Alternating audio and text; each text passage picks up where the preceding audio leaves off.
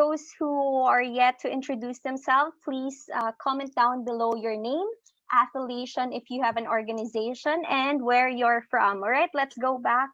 Meron din tayo dito. Oh, wait. Nasaan na tayo?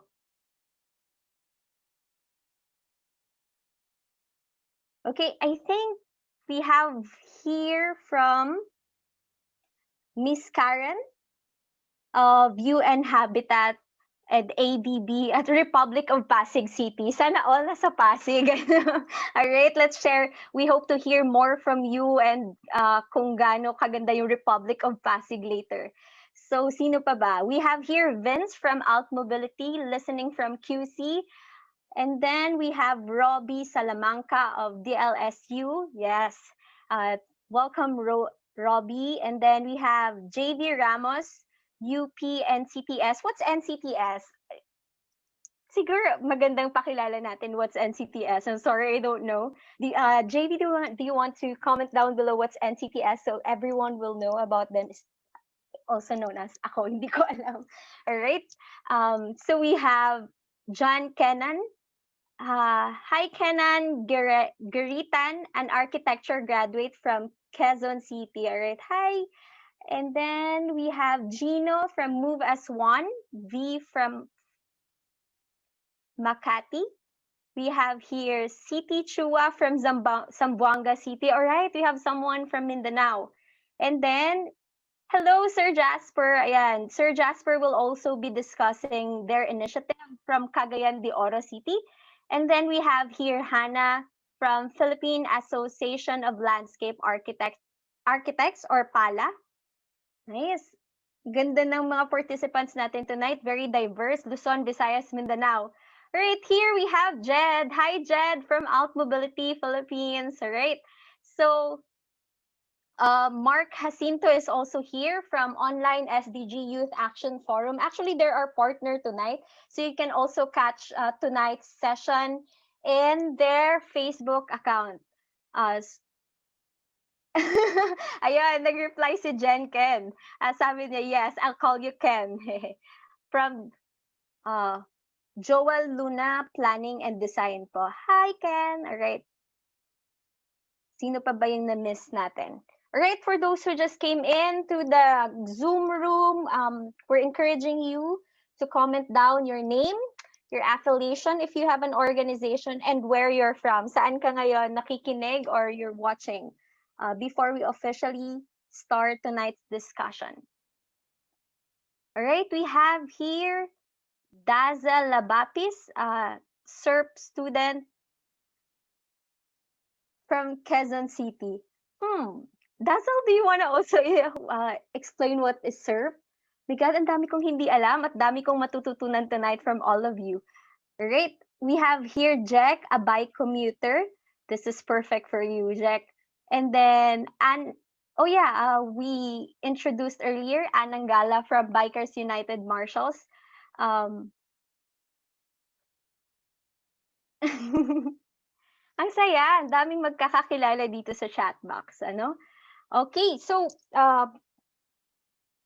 in a few minutes, we're gonna go to the main reason why we're here tonight. So sa mga habol lang po tayo.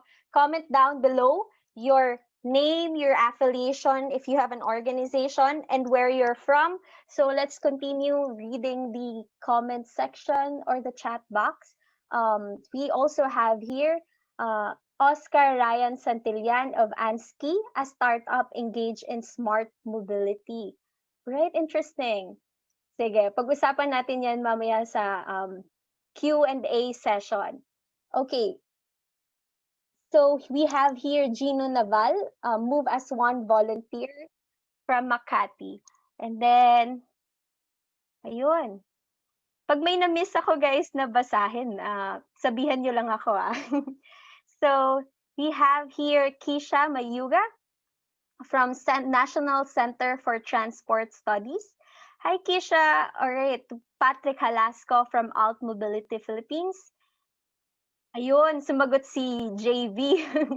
Ayun, yung NCTS pala is National Center for Transportation Ayun, nawala na naman. National Center for Transportation Studies. Ayun, thank you. Now I know. So yun guys, NCTS, for those who are like me who don't know, NCTS is National Center for Transportation Studies. And then we have here Azzy from Move as One also, from QC. Yun, Keisha, nagdumagdag si Keisha. Hello, Keisha, from Life Cycles PH / AltMobility / Move as One. Ayan, all around si Keisha. Ayan, welcome, Keisha. Honey De Peralta is also here from Move as One Coalition ng San Juan, Metro Manila. And then, ayun, thank you. So SERP, for those who don't know like me, SERP is School of Urban and Regional Planning. Yan. So we have here people from School of Urban and Regional Planning. Ayan, SERP represent daw. Okay, I think now it's 8 o'clock in the evening.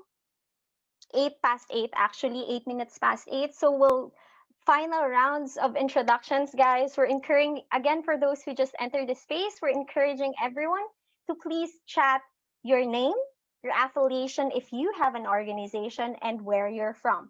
So let's continue. We have here Florence Hill Cabanes of Youth Advocates of Youth. Oh, am I reading this right, Florence? Youth Advocate of Youth Advocate for the Philippines from Compostela, Cebu. Correct me lang sa ilalim para maayos natin mamaya. If naulit yung Youth Advocate of Youth Advocate for the Philippines. Ayan. We also have here Haya Bendana from Move as One Coalition. Hi, Haya. Great. Hello po! Alright. Ay, salamat may nag-answer. And then we have JB Valderrama from AltMobility. Okay, it's 9 minutes past 8 p.m.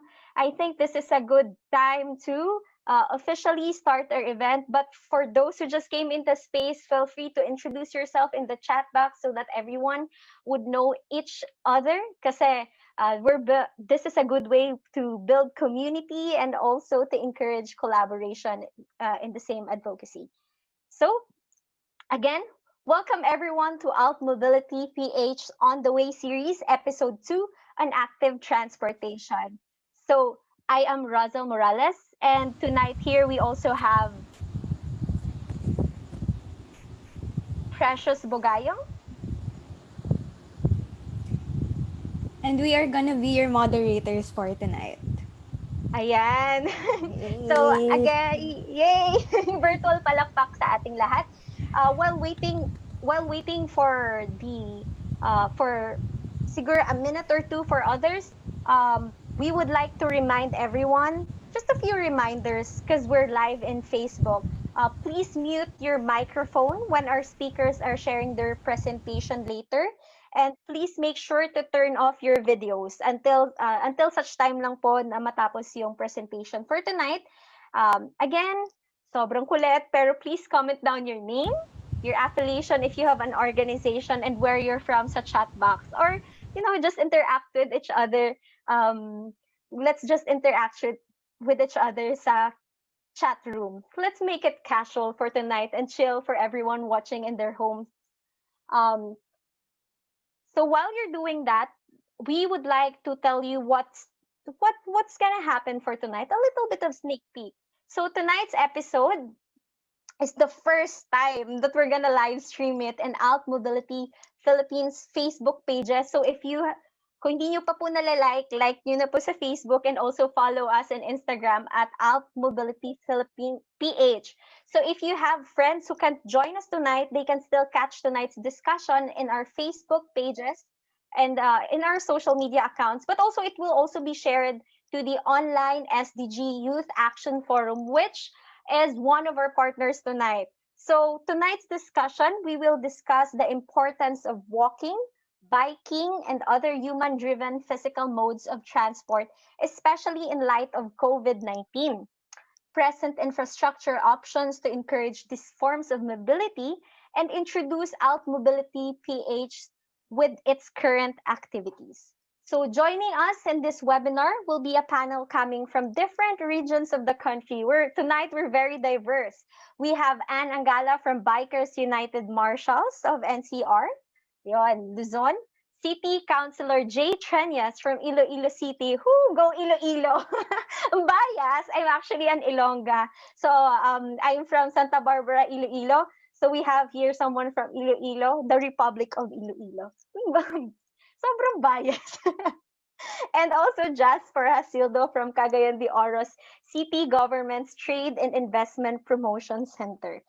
So again, we would like to call our one of our co-moderator for tonight to officially start tonight's presentation. Precious, take it away.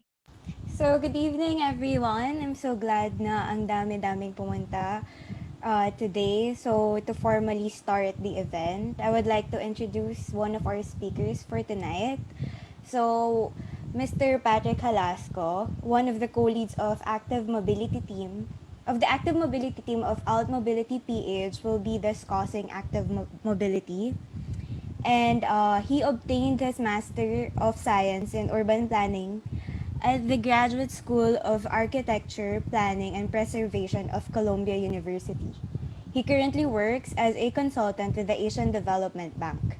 He's an urbanist and a differently abled person diagnosed with attention deficit hyperactive disorder or ADHD. So let's all give him a virtual round of applause and Mr. Halasco, take it away. Wait lang. Hello. Sobrang... Hello. Hi, Go. Pat! We're officially starting our ano no. Hello, naririnig niyo ba ako? Wait lang, Pat. Sorry to cut the momentum short. Nakalimutan namin sabihin uh, during Pat's presentation and everyone's presentation tonight, if you have any questions, just put in the chat box Q for questions and then C for comments. Okay? Q for questions and then C for comments. Ayun. Go, Pat. Take it away. Yun. Hi, everyone. Thanks, Precious and Ross, for the introduction. And again, welcome to the second episode of the On the Way series by AltMobility PH.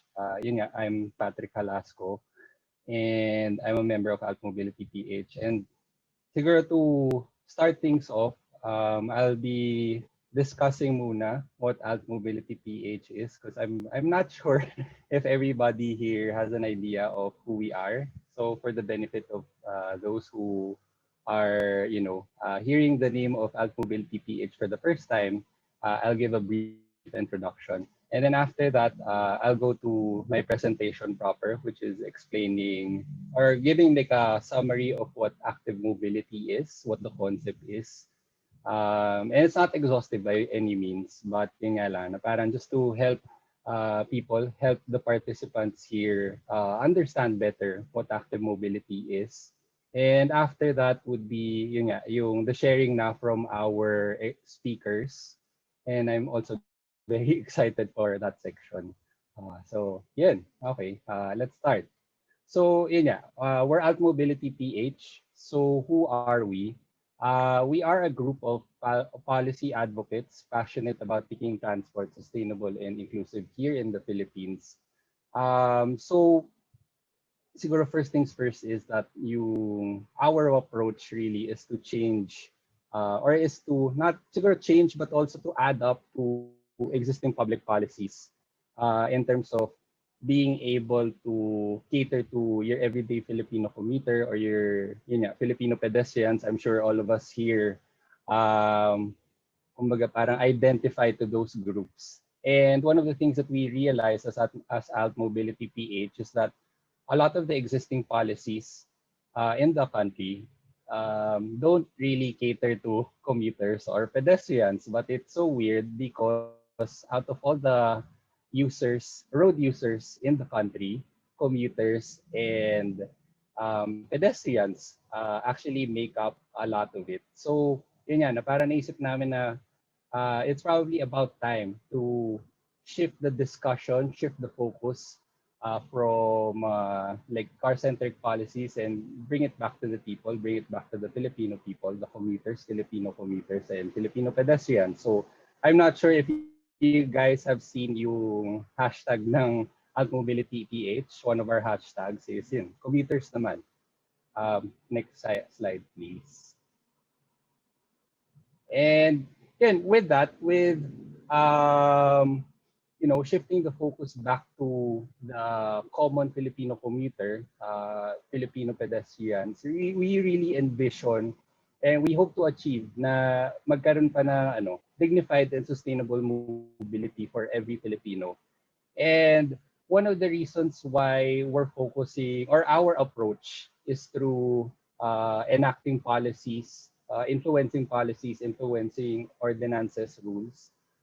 Mainly because, yun nga, na if we could all remember yung one of the sayings of the late President Ramon Magsaysay na those who have less in life should have more in law. And yun nga, given that there aren't that much policies or existing laws that cater to um, Filipino commuters and pedestrians, na now would be an opportune time to think about that and to really push for something like it to exist in the Philippines.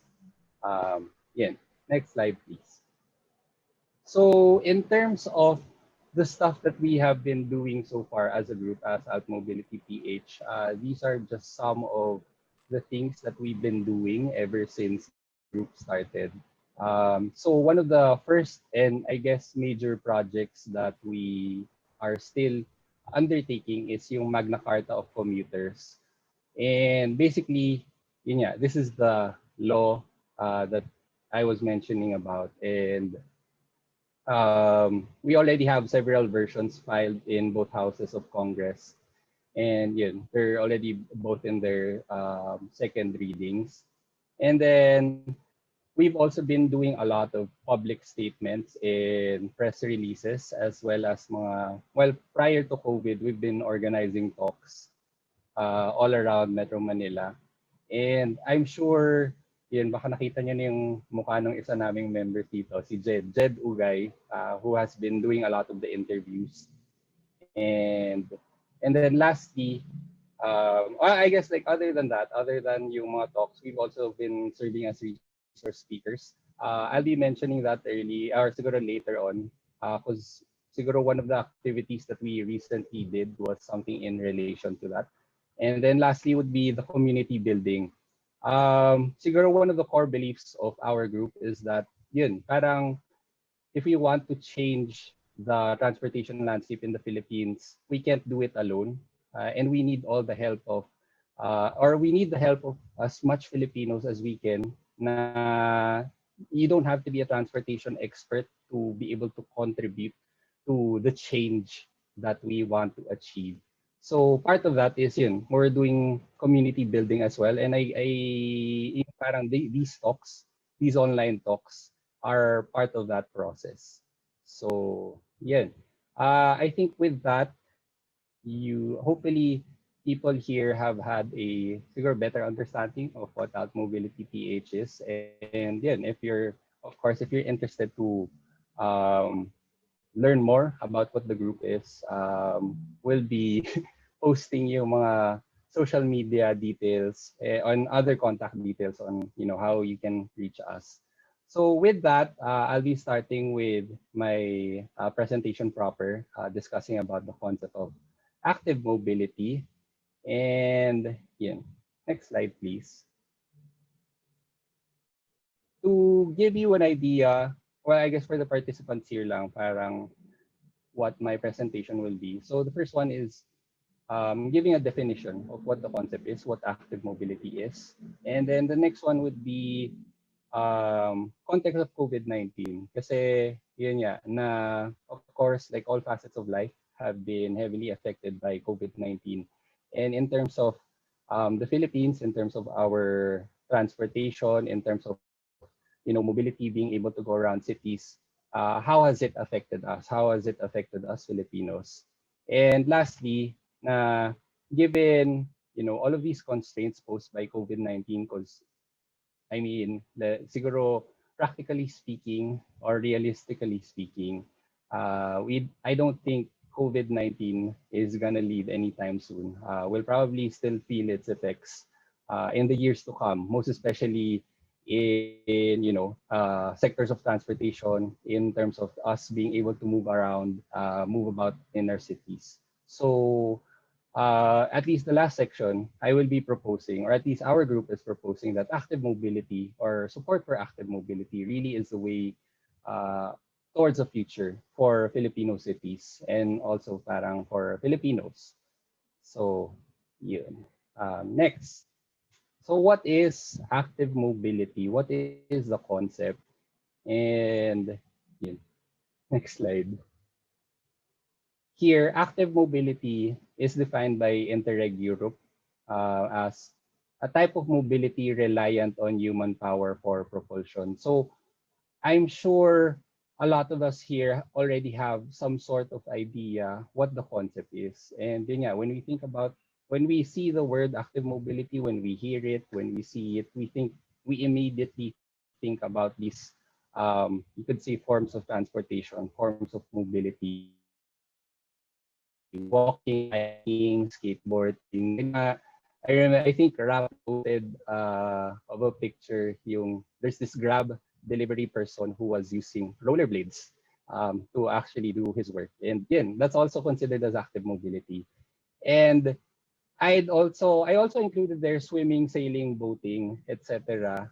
Mainly because in terms of situating the concept with the context of our country, diba? The Philippines is an archipelagic country. We're surrounded by all sorts of bodies of water. And if you look at our history, pre-Spanish Spanish colonial history, a lot of the traveling was done through bodies of water. And yun nga, in terms of, if you look at the definition of boating, sailing, swimming, that's still heavily reliant on human power. And that's something to think about also, or at least that's something I want participants to think about, na parang what are the options available to us, siguro in terms of crafting different transportation mobility options for our cities. And next. And siguro some of you might be asking why use the concept of mobility as compared to transportation, because I'm sure you've also seen the current concept active transportation. And kumbaga, I guess for our group, we really advocate the use of mobility, mainly because it's a more humane and more human-centered and equitable concept, and as a use of a framework as compared to transportation. Kasi if you look at the definition of mobility, like dictionary definition lang, you can see there nga that mobility is defined as the capacity to freely move. And how the concept has been applied in public policy and transportation circles.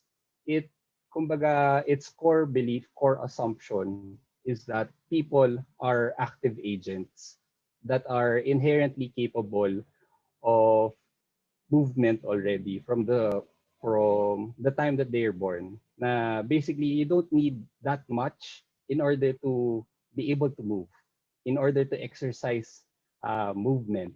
You only need to, for most of us, you only need to use your 2 feet, and that's it. You'd be able to move. And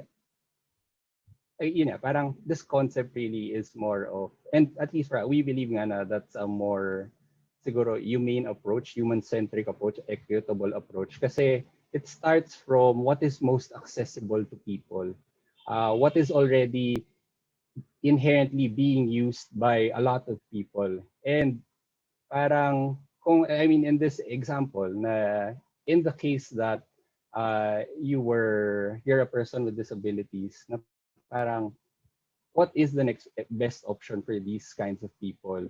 Na what kinds of policies can we enact that would parang improve their extent to exercise their freedom to move? And siguro yun din, parang I also want to highlight the third line, personal mobility freedom to move is still transit's primary product. This is from the book Human Transit by Jarrett Walker. And I highly recommend that book for those of you who are able to um, get a copy of it. Kasi yun nga na in that book, like this is like the first few pages in the book, he highlights there that na the real goal of all of these like transportation policies and all that is really how do we improve upon the inherent capabilities of people to move? How do we improve on the extent of people to exercise their freedom to move? So, yeah. Next slide, please. And when we focus on that kasi, na when we look at, parang when people become the focus of our discussion, we tend to, siguro the array of solutions, the array of options become much bigger.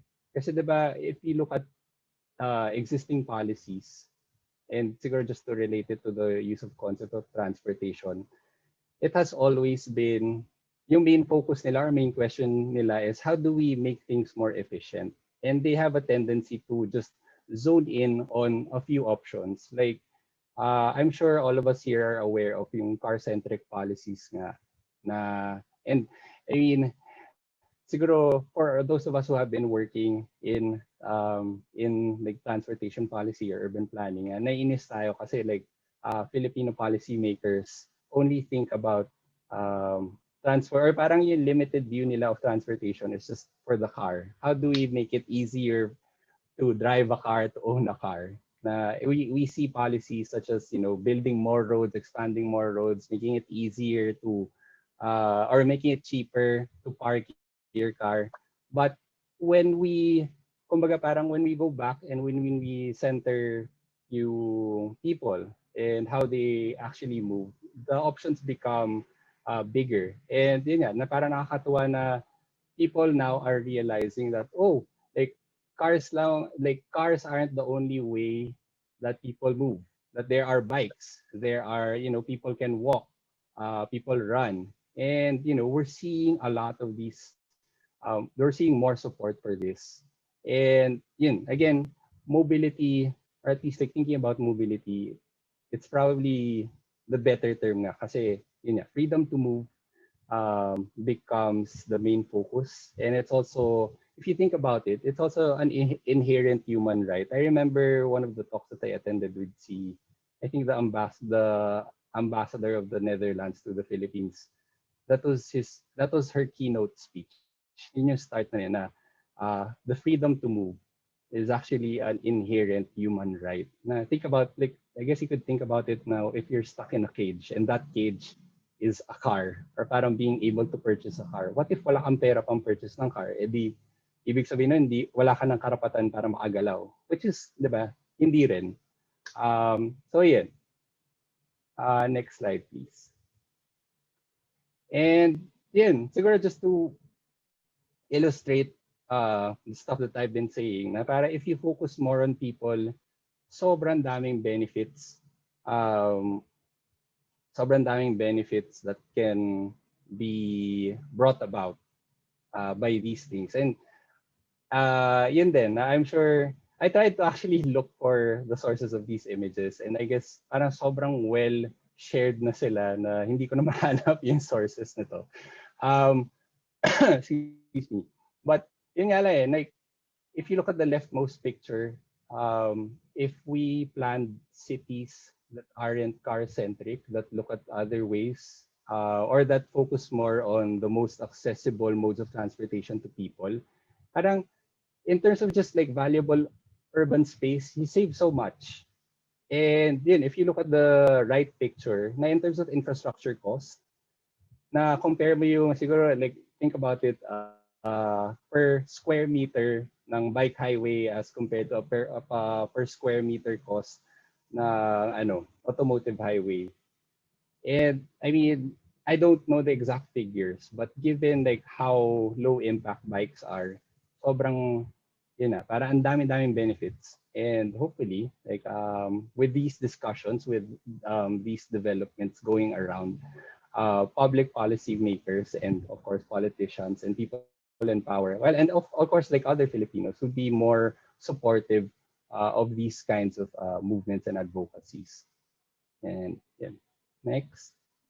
So with that nga na, okay, this is active mobility, but if you think about it, na parang we're talking about movement, we're talking about people going around places, but it's siguro kind of hard or difficult to think with the context of COVID-19 nga, na is most especially here in the country, yung lockdown. And how has it actually affected us, at least here in Metro Manila, in terms of being able to move about. And siguro even parang in terms of the future, how will life be, how will transportation be, how will, yun, again, movement be, um, given the constraints of COVID. So, yun. And I'm sure you've seen, everyone here has seen this, yung IATF guidelines. And mobility has been severely constrained because of the lockdown. And as you can see here nga na, diba, the IATF prohibited all modes of public transportation or in those areas that were labeled as that were imposed upon yung ECQ. And it has been very, very detrimental, as I'll show next slide.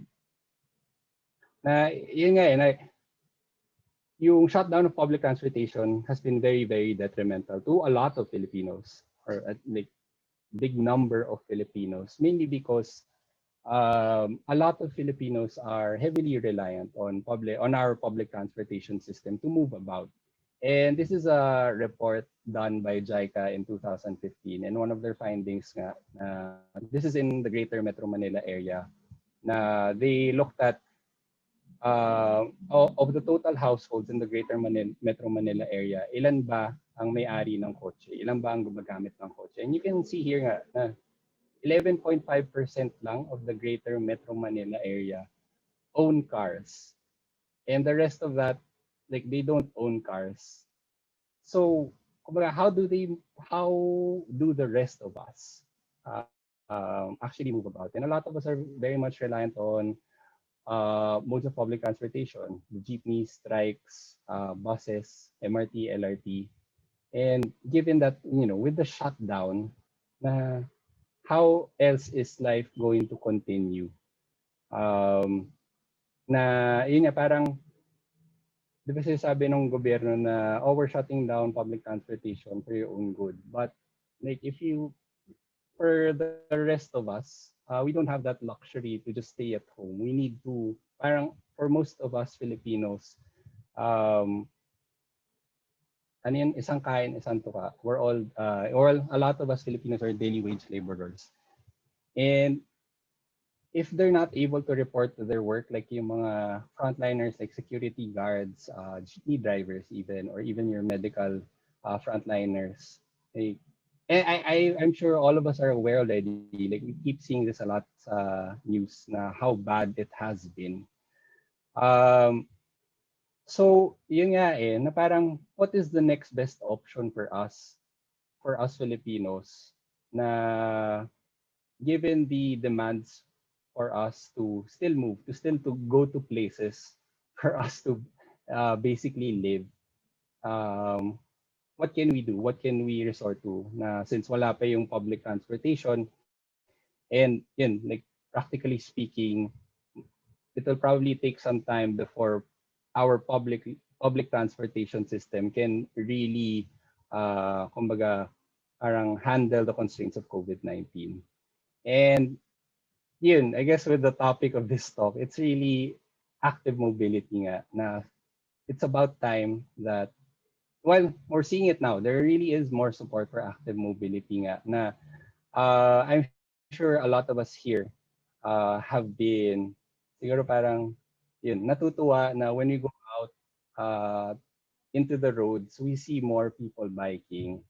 And really, it parang, even after the constraints of the COVID, even after the constraints of the pandemic, if we're able to do it properly, if we're able to enact uh, good policies and also be able to set up proper infrastructure, yung benefits nito will even last us after the COVID, will last us decades. And I mean, there are already cities that are living examples. Oh, wow. Well, hello. Apparently, nagkaroon ng technical difficulties and then a lot of the participants got disconnected as well. So, yeah, I think, are we okay? I don't know, are we hear my voice? Yeah, I can hear you, Pat. Oo nga eh. O yan, tama si Francisco. The car guys are on to us. Okay na ba si Okay. Patal? So yun. Well, Oo kala ko nga eh. kasi ako lang yun. But Are you back apparently, online? it happened to a lot of us. Hello. Going back just to, yun, parang benefits of active mobility. One of the benefits there, if we pursue more policies, more infrastructure, more projects supporting active mobility is public health. And yun nga na I have yet to see any guidelines from IATF or any government agencies in terms of air ventilation, but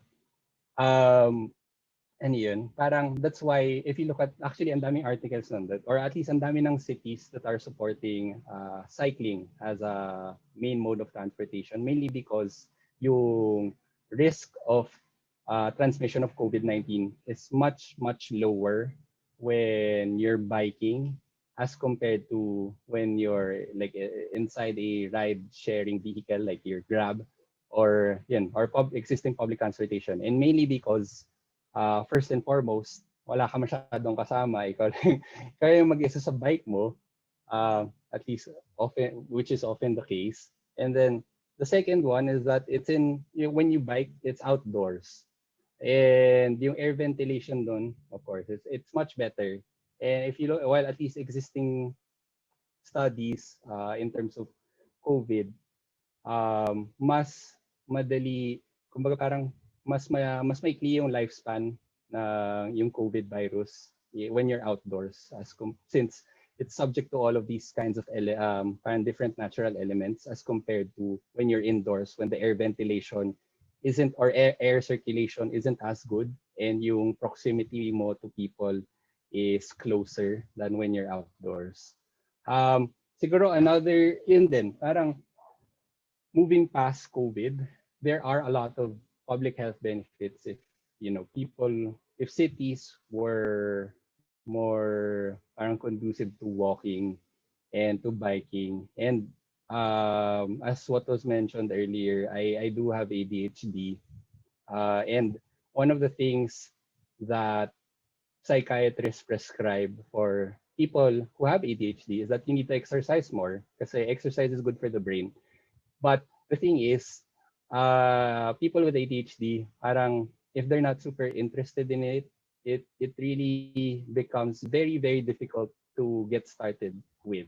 And exercise isn't really something na I like doing or parang I like getting started with. But yun nga, na parang imagine if you could incorporate exercise as part of your daily commute. Now, you don't need to enroll in a gym membership just to be able to meet your daily exercise requirements. Because yun, parang you're already doing it in your commute. And I think there was a recent study, I think it was in tandem with si Manila Moves ata yun na that really show na parang, at least in Metro Manila, yung typical distances that people travel through bike is already enough to, or already covers your daily exercise requirements. Yun. Oh, next slide, please.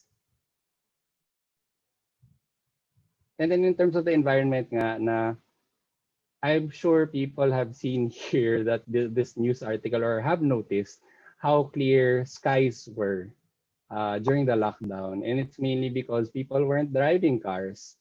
And yun nga, na in terms of greenhouse gas emissions, cars and I mean the land transportation sector is one of the heavy contributors. And yun, we actually physically saw it. And ano yun, parang being able to encourage more modes of transportation, modes of mobility that aren't dependent on consumption of fossil fuel really brings about a lot of benefits to the environment. And yun, just to share, this is a picture that I took when I went to Tokyo last year na parang siguro you could think of it as a cyclical thing na if we support more parang if we support more projects, infrastructure design that encourage active mobility, it also helps the environment. And yung kumbaga na parang, di ba, when you're situated in spaces like this, na ang daming green spaces, na yung parang there's really um, unconstrained space for you to move about. Di ba parang sarap maglakad. And I'm sure for those of us who have been fortunate enough to travel to developed cities, di ba parang you just want to walk around. And it's mainly because yun, na the city was designed to encourage walking, to encourage non-motorized transport so that people can, can do these things. And siguro one thing I also like to mention is that yung benefits to the environment are also closely linked to benefits to public health. If you look at yung, I think the most recent one, the most recent report released by the Philippine Statistics Authority, I think it was around 2016. Yung report nun was what are the top yung diseases killing Filipinos. And out of the 10, 3 of those were linked to respiratory illnesses.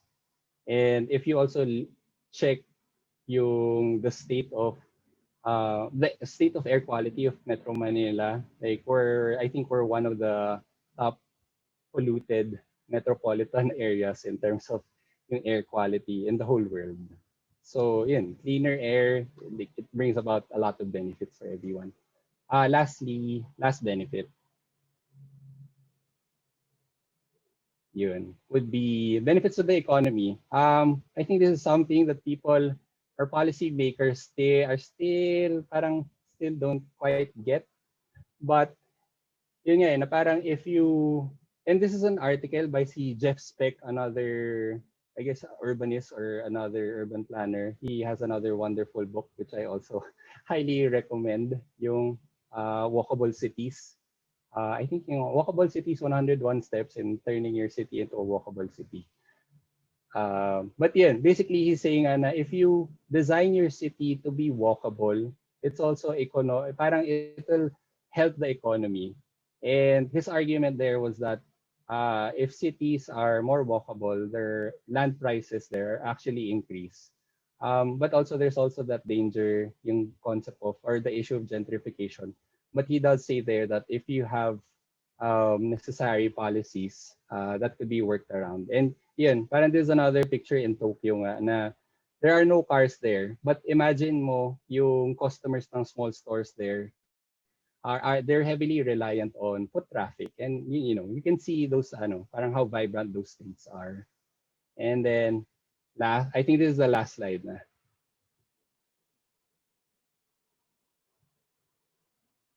Yun. In terms of Philippine examples nga na you might be wondering na puro lahat abroad wala namang ganito sa Pilipinas. And yun. I guess this is just for me parang kind of also an introduction to the next speakers na there are already the movement is starting. And in terms of public policy nga na for AltMobility, for our group, we've been working with the Metro Cebu LGUs in terms of parang helping them create their own bike network, bike plan, and parang the attach policies to it. And then also yung sa pronouncement ng IATF encouraging that biking, non-motorized transport should be encouraged and should be endorsed by LGUs.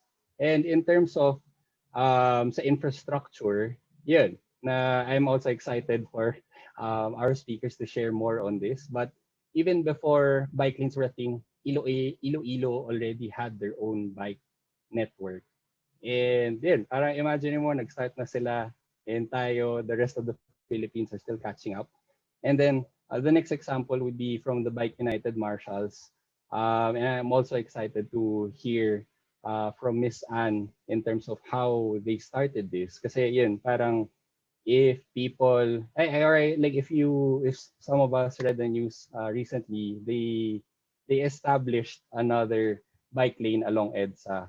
And if you think about it nga na ano, na ano yun, if you think about it, 5 years ago, you wouldn't think that having a bike lane on EDSA is possible. But here we are now. And I mean, of course, yun din, parang active mobility is not just biking, but yun, parang for, at least in the Philippines, it's a start. And nagkataon lang na cycling, that's where we're starting. And hopefully we can develop these discussions further.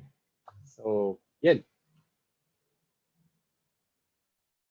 I think that's about it for me. All So, yeah, right, thank thank you. you. Thank you, guys. Yes, thank you so much, Pat Hal, for that very interesting and insightful talk on active mobility. Tapos, I would just like to, parang to a simple comment lang na parang, oo nga, no, as a commuter, as a walker, I kind of don't realize how bad we had it before and until now. Until you parang mentioned it in your discussion. And that it was very inspiring when you also said that freedom to move is an inherent human right. It hits us kasi parang all this time we've been parang bombarded with a lot of policies on with a lot of car-centered policies, and parang it's about time siguro to like bring back or to like get what is right for us. And kanina, we would like to apologize for what happened when we got suddenly disconnected. We don't know what happened. It's maybe one of the downside of doing virtual webinars.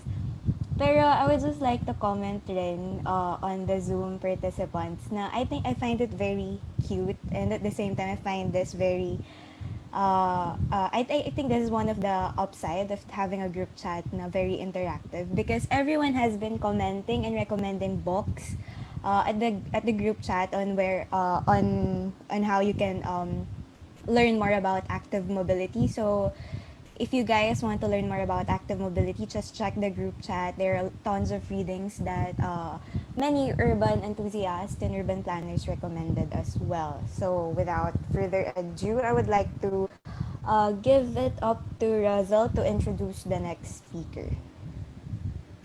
All right. Thank you very much, Precious. And I also thank you for Pat for that orientation na ba? Virtual orientation to all of us who are watching from their homes.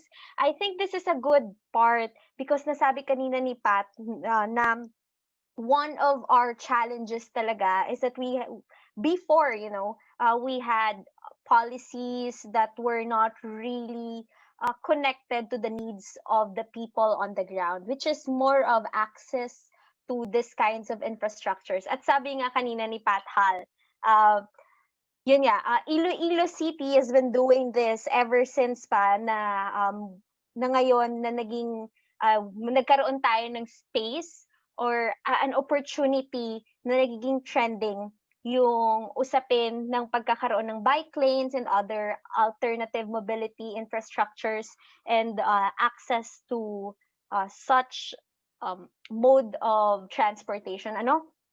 And then so every some people are entering still. For those who had just joined us, I just want to remind everyone, please, kung hindi pa po kayo nakakapagpakilala, pakilala po tayo sa chat box so that everyone knows each other for better collaboration. And then queue for questions for our first panelist, and then up until our last panelist, and C for comments. All right, and then now I'm so excited to introduce to you someone from Iloilo City. Kung may Republic of Pasig po tayo dito sa Luzon, kung saan po talaga ako nanggaling, Republic of Iloilo City po talaga. So our first speaker for our panel is the president of the Philippine Councilors League, or PCL, Iloilo City chapter, the chairman of Committee on Urban Poor, Human Rights and Minority Groups of Iloilo City Council, and also the chairman of Committee on Urban Planning, Housing and Land Development, Zoning, Expropriation, Assessment and Land Acquisition, and also the chairman of Committee on Appropriations. Ayan, kung sinasabi natin kailangan natin ng more legislators that are really listening to the people on the ground and the need for an alternative mobility, let's all welcome Jose Efrain J.G. Treñas III. Right? I'll give it to you. Good evening, guys. I'd like to thank Russell and Precious and Patrick for AltMobility for inviting me in this webinar. And Patrick, hindi ka nag-iisa. I'm also one of the first diagnosed ADHD people in kids in Iloilo City. Anyway, I'd also like to piggyback on what you said, Patrick, earlier about us being a more car-centric legislation. It's also part probably because we have a very strong car-centric and a car-centered culture. It's also partly that it's more of parang change natin. It's more dapat tayo magbago. It's more the mindset that we have to change going forward. Anyway, welcome to Iloilo City. As you can see on the page, this is our esplanade on the left side. If you can see on the left side going straight alongside the road, that is our Benigno Aquino bike lane. Next slide, please, if you can. Yes, that's the Benigno Aquino Avenue bike lane. That's an 8.1 kilometer bike lane, if I'm not mistaken. It's the longest protected cycle track in the whole country, I believe. And we passed legislation. Next slide, please. These are basically just photos of Esplanade and our cyclists using this on a day-to-day basis. As you can see, the cycle track is also being cleaned by our beautification personnel under the LGU. Most of these photos were taken during the time of pandemic, so you can see that there are more cyclists coming out using our bike lanes as not just an alternative mode of transportation, as their main mode of transportation. So next, I think there's a photo. You can see that's the photo of our mayor. Wearing the gray helmet. He's using our bike lane. It's actually relatively close to his house. And he says he can use the exercise. Next slide, please. Next, please. Yes, there at the back, you can see there are people cleaning the bike lanes. That's every day. Now that more people are using our bike lanes. And next slide, we can see some of the legislations that were passed. The first one is an ordinance that requires existing establishments to provide safe parking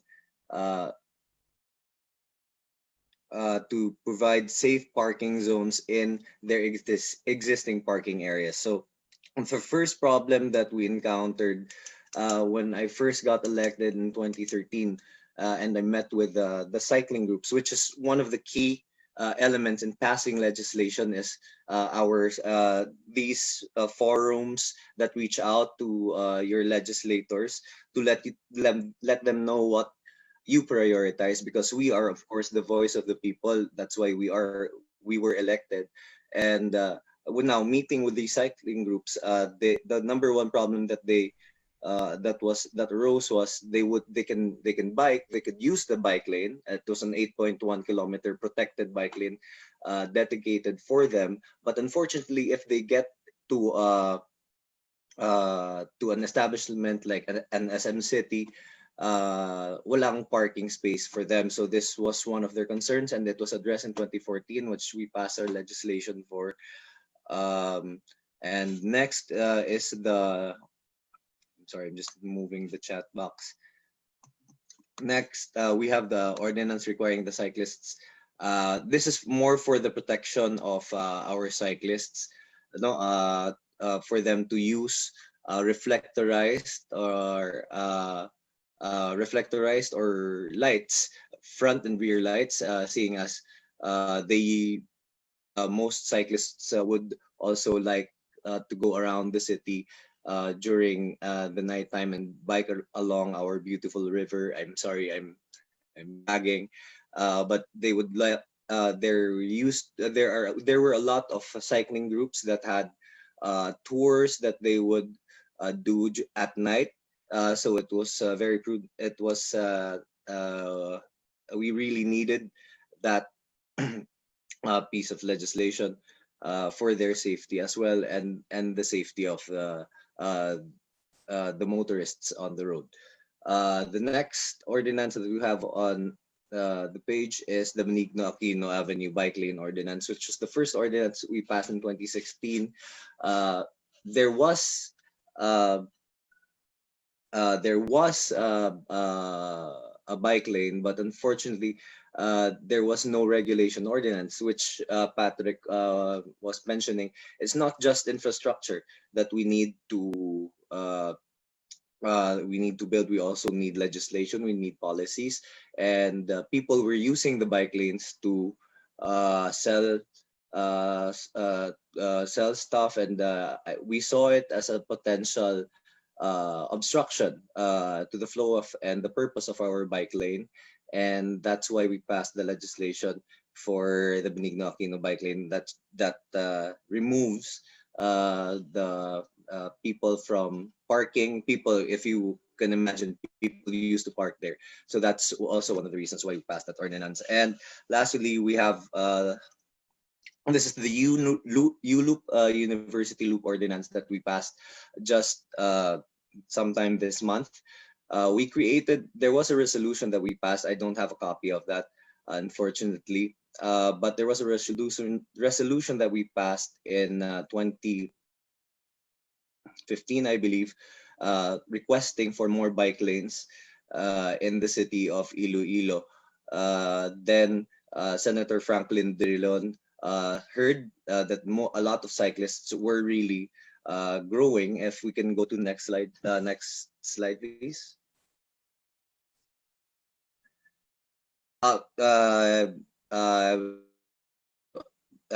Next slide, please. Can we just go next? That was an citation given to my office for the ordinance in Malacanang. This really helps. The annual bike festival was created, I believe, in 2015, and this event organized all our cyclists and all the different organizations, and so that we could hear more about next slide, please. We could hear more about their concerns and how we could better help. It's not the common misconception that people used to get when we were championing this in the city council was that it was perceived as a leisure activity, and that's why when we were working with attorney Antonio Oposa, who's a renowned environmental lawyer, also the champion for road sharing, we started creating this and promoting cycling as a mode of transportation, not just a leisurely activity, but it also helps these events to create more awareness along for the motorists. At first, there were a lot of people complaining about the traffic. Uh, as you could see, people there were, we had contests. This was a Pinta Ciclista, cyclists. There was also a contest that when I actually tried to join, of course, I lost. But then, as you can see, they were to in our Pinta Ciclista. This happens every year, and it really helps promote cycling. And you see the people complaining before, uh, asking to join the next event. So it actually grows every year.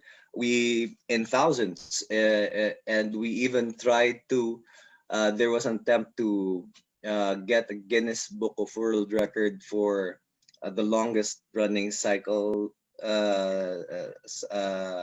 running cycling track. Next slide is also a picture of our annual bike festival. We, as you can see, we're not using the entire road. We are the motorists don't feel alienated. This is not a war. We just would like to remind the motorists that they are not the kings of the road, because roads were created to move people and not cars. Cars arrived later, and we have been using roads to move for a long time. And this is just to show us that how many people can you see how many people can fit in those two lanes. And if you can imagine, just most of us are in one car, disconnected from everyone else. And if you're in a car, if every single one of them was in a car, imagine the traffic that you'd have. But this was also a call for the people who did not understand what we were trying to say, and I believe that it hit true, and a lot of Ilonggos have embraced cycling as a mode of transportation. But we still have a lot of long ways to go. Next slide, please. This is a photo of the extension of our esplanade. We have added the first photo you saw of our during the start of this presentation was the bike lane on the left, and it was an esplanade on the right, and there were multiple photos of the esplanade. This is an extension of our esplanade. Next photo, please, which is full of plants, trees, because we have to go back to nature. We are, as you can see, we've had this. This was pre-COVID. This was, I think, taken sometime last year when we were starting our esplanades 4, 5, 6, and 7. We would like to thank Senator Franklin Drilon, and of course our good mayor Jerry Treñas, for pushing through, for working with all of these people. There were a lot of people living alongside the rivers. If you could only imagine, I think, Russell, if you were here, I don't know how if you were born, but there were fish pens there, and a lot of informal settlers, and the city went into land banking, and and we relocated the people, and there was no violence. It's just a matter of how you deal and how you talk to the people, and how you let them know what you're trying to do, and that they're also getting something in return. This is a photo of our esplanade in La Paz area, where our famous La Paz Bat Choy is. So if ever COVID lies low and you have a chance to drop by, you can always bike around Iloilo City. Next slide, please. There was also a task force, a group of cyclists that was deployed recently. This was, I believe, pre-COVID. For these blue guards are to be our cycling guards in Esplanade when we were planning to open the entire Esplanade to cyclists. Next slide, please. This is a project. Yeah, this is our Mayor Jay Treñas, painting a bike rack as part of our ordinance. All private and public establishments should have a safe bike parking for cyclists at all times in entrances.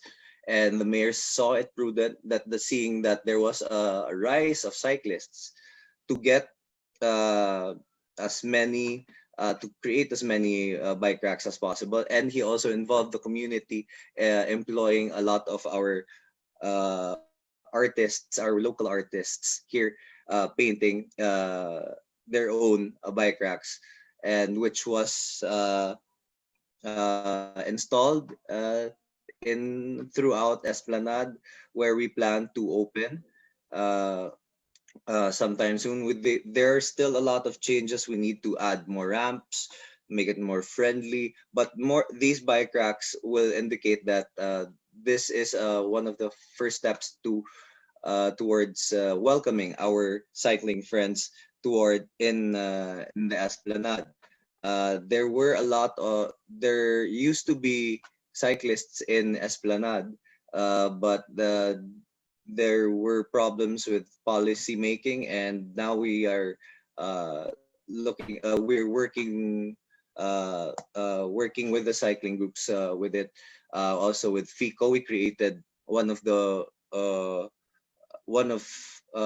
strengths behind our creation of these ordinances is our coordination with our federated Iloilo cycling organizations, headed by Mr. Pablo Dorem Desnava, and who is from Guimaras.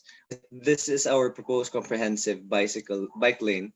I don't know if it's there, but we have a plan to create connecting.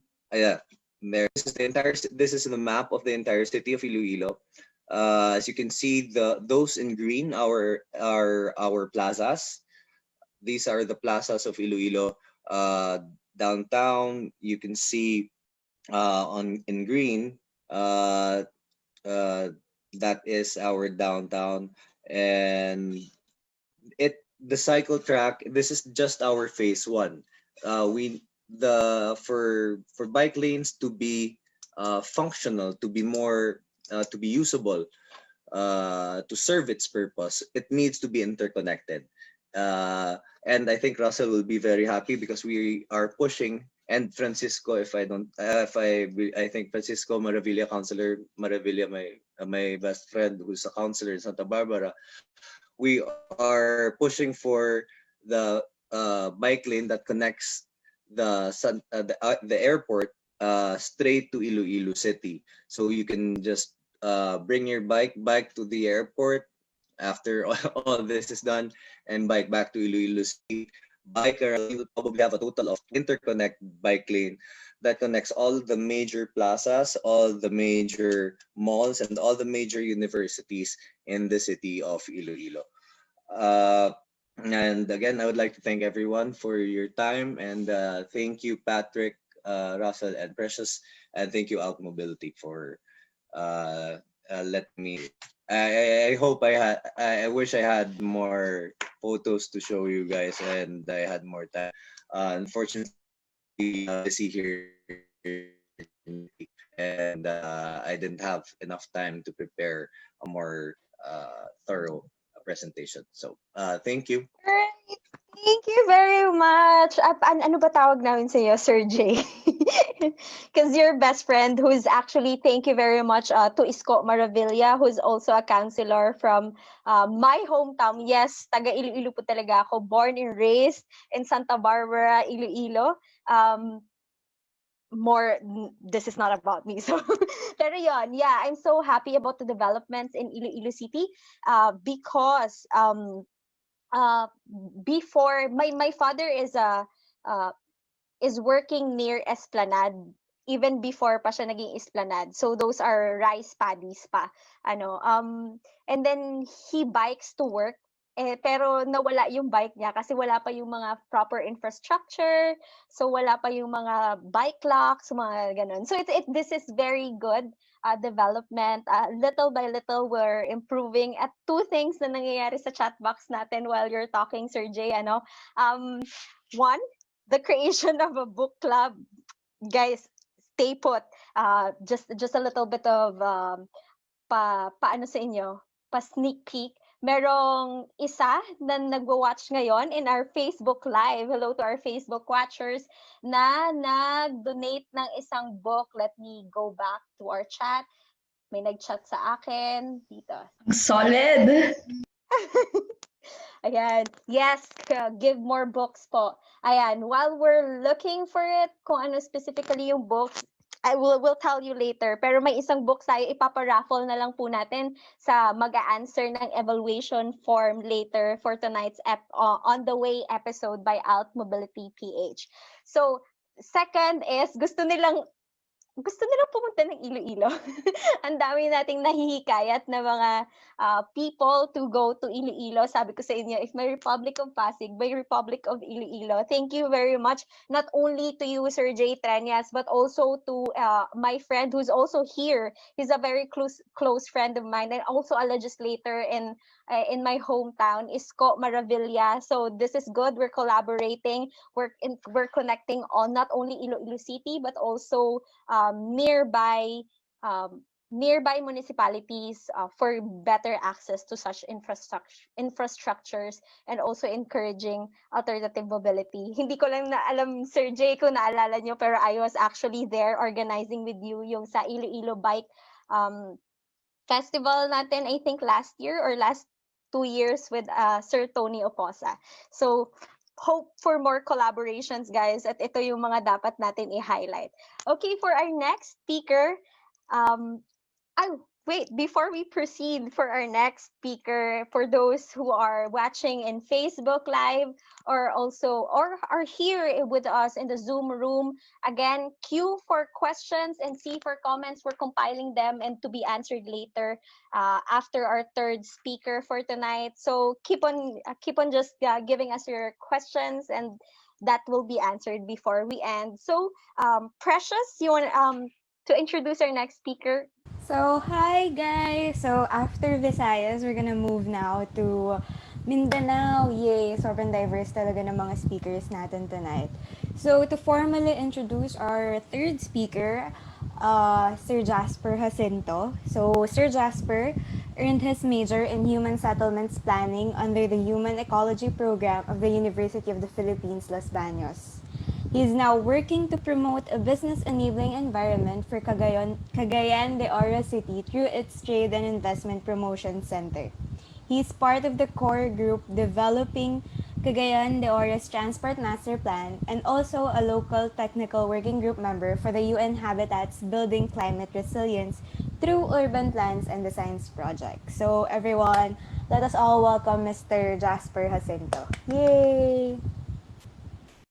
Hi, good evening to everybody. So, as you can see yung background ko, I'm here in CDO and as well as here in CDO virtually.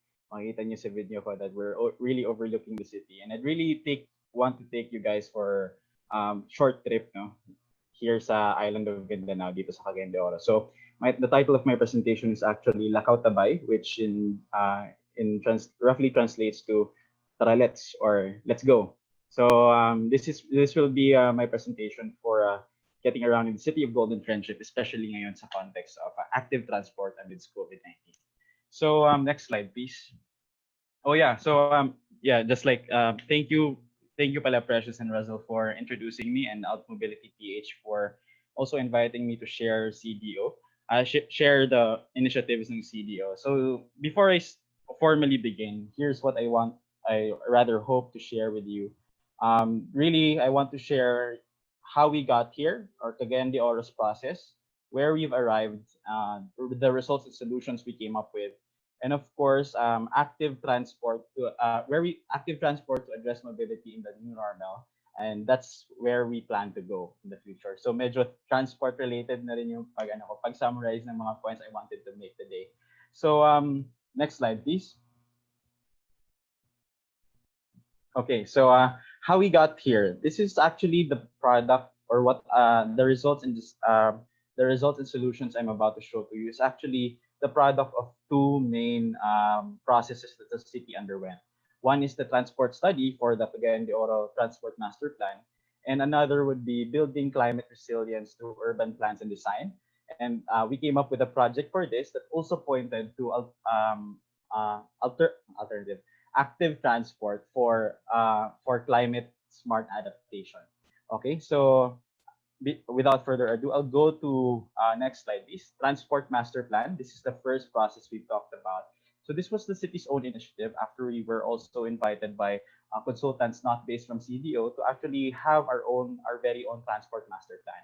And after that, our leader, our Mayor Oscar S. Moreno, also asked our local academe and also private transport engineers, no, he asked if can we do this on our own. So the answer was yes.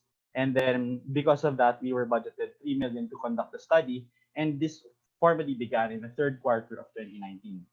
Now, why the necessity for a transport master plan? Again, the Oro is actually primed to be the fourth metropolitan center in the Philippines by 2025. So yung projected population ng metropolitan center na yun is actually 1.5 million. So as of today, parang conglomerate na population or total population pa ng municipalities and cities within that metropolitan center is roughly around 1 million. And the Cagayan de Oro city's population is around 675. So we're actually taking into account that these, since we are the regional center, that we will be catering to all of these people in the near future. So next slide, please. So what did we undergo for the traffic master plan or the transport master plan? So we did a traffic volume survey, which we had vehicular counts at the points. First method we did was the cordon survey, which really observed the traffic count going in and out of the city. So yung mga points na nakita nyo sa map is actually where we held the survey sites. So we counted the different types of vehicles entering the city para makita namin yung volume of what vehicles or what classification we would be seeing on the road at any given time. So para dito sa survey method ng vehicular count, we did 24 hours na observation at these points. And we also did it on a weekday and also on a weekend. So yun, makikita namin yung difference ng weekend traffic and also parang weekday traffic. Okay, so the next method we also use to conduct a transport master plan is this slide, please.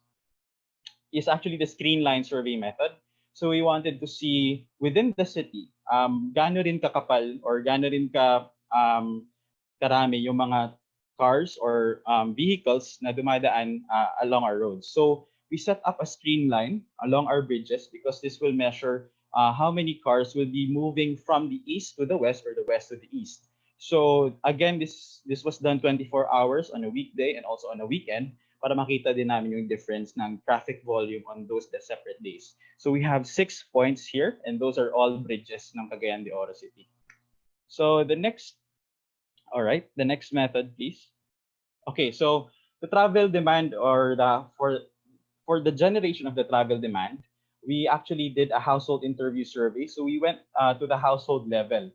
In-interview namin sila kung ano yung we gathered socioeconomic data, we gathered origin destination data, which really was about the trips they made in a regular day. So they could be going to the market, going to school, going to work, and it will be logged into those tables. So it was a long survey to have. An average running time for the survey would be 30 minutes. And then we did this across all 80 barangays. So we also, one unique experience we had was actually we trained the surveyors from their very own barangays.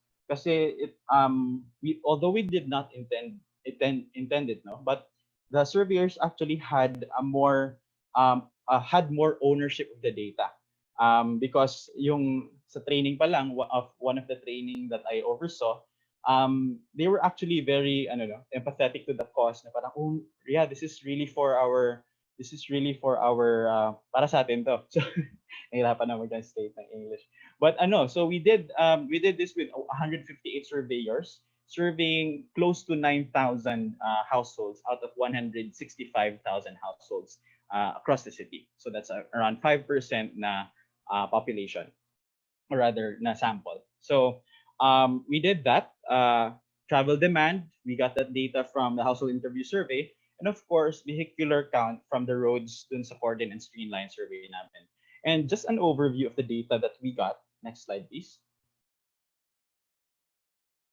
So the data that we got actually proved that this is the travel demand for each household in the city, or rather for the households in the city. The private transport actually demands only 17%. Public transport, yun yung more than half talaga natin, in the largest of the share dito, which is at 54%. And this is what's interesting, because we saw that there was 29% na very are already doing active transport and also what demand active transport. So ano ba yung kasali dun sa active transport namin, which we took into account in the survey form? These are the walking and biking. And public transportation is actually the PUVs, jeepneys, multicabs, and vans, and motorella, which is our local version of the tricycle. If you've been to CDO, be sure to try one, or if you haven't tried one, so please ride one if the situation with the pandemic settles down. No? So we can really, I saw that from the chat, no, that majority uses talaga public transport. And of course, ang susunod dyan is yung active transport. So this is one of the processes that the city went. So this is really just raw transport data that we gathered from the ground, because we wanted to establish what transport needs the city will be needing in the future. And so we projected this data and for translation in the transport master plan. And the one interesting case also for CDO was it was not the alternative mobility solution. Active transport solutions were not only exclusive to this process, but also to the process that we did to address climate change. So this will be what I'll be talking about next. Next slide, please. So actually, we did a project. I think I saw somebody in the comments earlier say that they were actually from UN Habitat. Yes, we did partner with our organization for this project. No? Building Climate Resilience Through Urban Plans and Design. It's a nationwide project involving 5 cities. And our project actually is Project Lunhao. It's entitled Project Lunhao because Lunhao means verdant or green. So it's an urban design project, and it incorporates climate adaptation and mitigation strategies. So what data did we have to take into consideration for the planning of this urban design? Next slide, please. All right, so we underwent CIDRA, which is a climate disaster risk assessment, which explored the following exposure units. So we explored population exposure, urban use exposure, natural resources-based production areas, critical point facilities, and lifeline utilities. All are referenced spatially across the city. So we overlaid that with hazard maps, ranging from flooding to urban heat stress, and then to of course kasama na rin yan yung land earthquake-induced landslides and rain-induced landslides. So yeah, kasama rin din. And then, so we took it all together and came up with, the next slide, please, with a sort of dashboard. Next slide, please. Ayan, okay. So a dashboard that actually shows which area we should be tackling for climate climate adaptive solutions. So we actually pinpointed that the poblacion area where our numbers our barangays are rather numbered 1 to 40, dun yung pinaka impact we would be making. We were talking about climate change. So as you can see, no, just a sample. The donut chart here also says that the sum of the affected values per land use actually reaches to 7 billion pesos. So that alone also, or and combined with the other data you see here on the screen, actually necessitated climate adaptive strategies for this area. So um, this actually pointed to active transport solutions for the area, and also that will also have the co-benefit of addressing climate change, both adaptation and mitigation. So, susunod na slide, please. Yeah, so actually we looked at the main problem for this area, or the main climate vulnerabilities we had to address here, was the flooding, urban flooding, and also riverine flooding, as you see from the flood risk map on the left, and also the potential urban heat stress. Mataas yung potential urban heat stress nitong area na to because it's mostly built up. And since we see we project around 1.2 to 1.5 degrees Celsius increase by 2050, it was necessary that we address this through, of course, urban design project. So next slide, please. So now we've talked about the two processes that the city underwent that pointed to active transport solutions. So this is where we've arrived now. What I'll be showing you next is the designs, programs, projects, and policies activities for active transport. And yes, I see some comments now. Yes, this is very data driven indeed, and that's what we also want to establish here. That all our projects, programs, and PPAs are actually data driven and are, of course, dictated by what we have uncovered through the data. So an approach we gathered for the transport master plan was actually the super block design approach. So we already have, as you can see here dito sa left, we have the Divisoria super block. This is already historically, this is a public space back in the Spanish times dito sa city namin.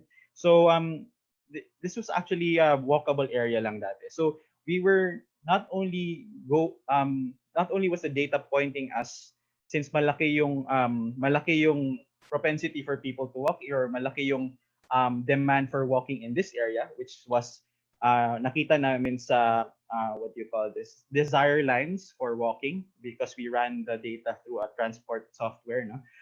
We saw this as a possible solution that we can actually put together these blocks and create sort of a super block where not only will be the streets used for walking, but also for biking, more active transport. And then also, malaki rin kasi yung measures of centrality nitong mga areas na to. Very high, very mixed use yung areas na to. So it only made sense that we made these super blocks. So ito pala yung na-identify namin that's very feasible for super block approach. This is actually the Divisoria, very commerce driven yan. Cogon Super Block also has our public market, very commerce driven rin.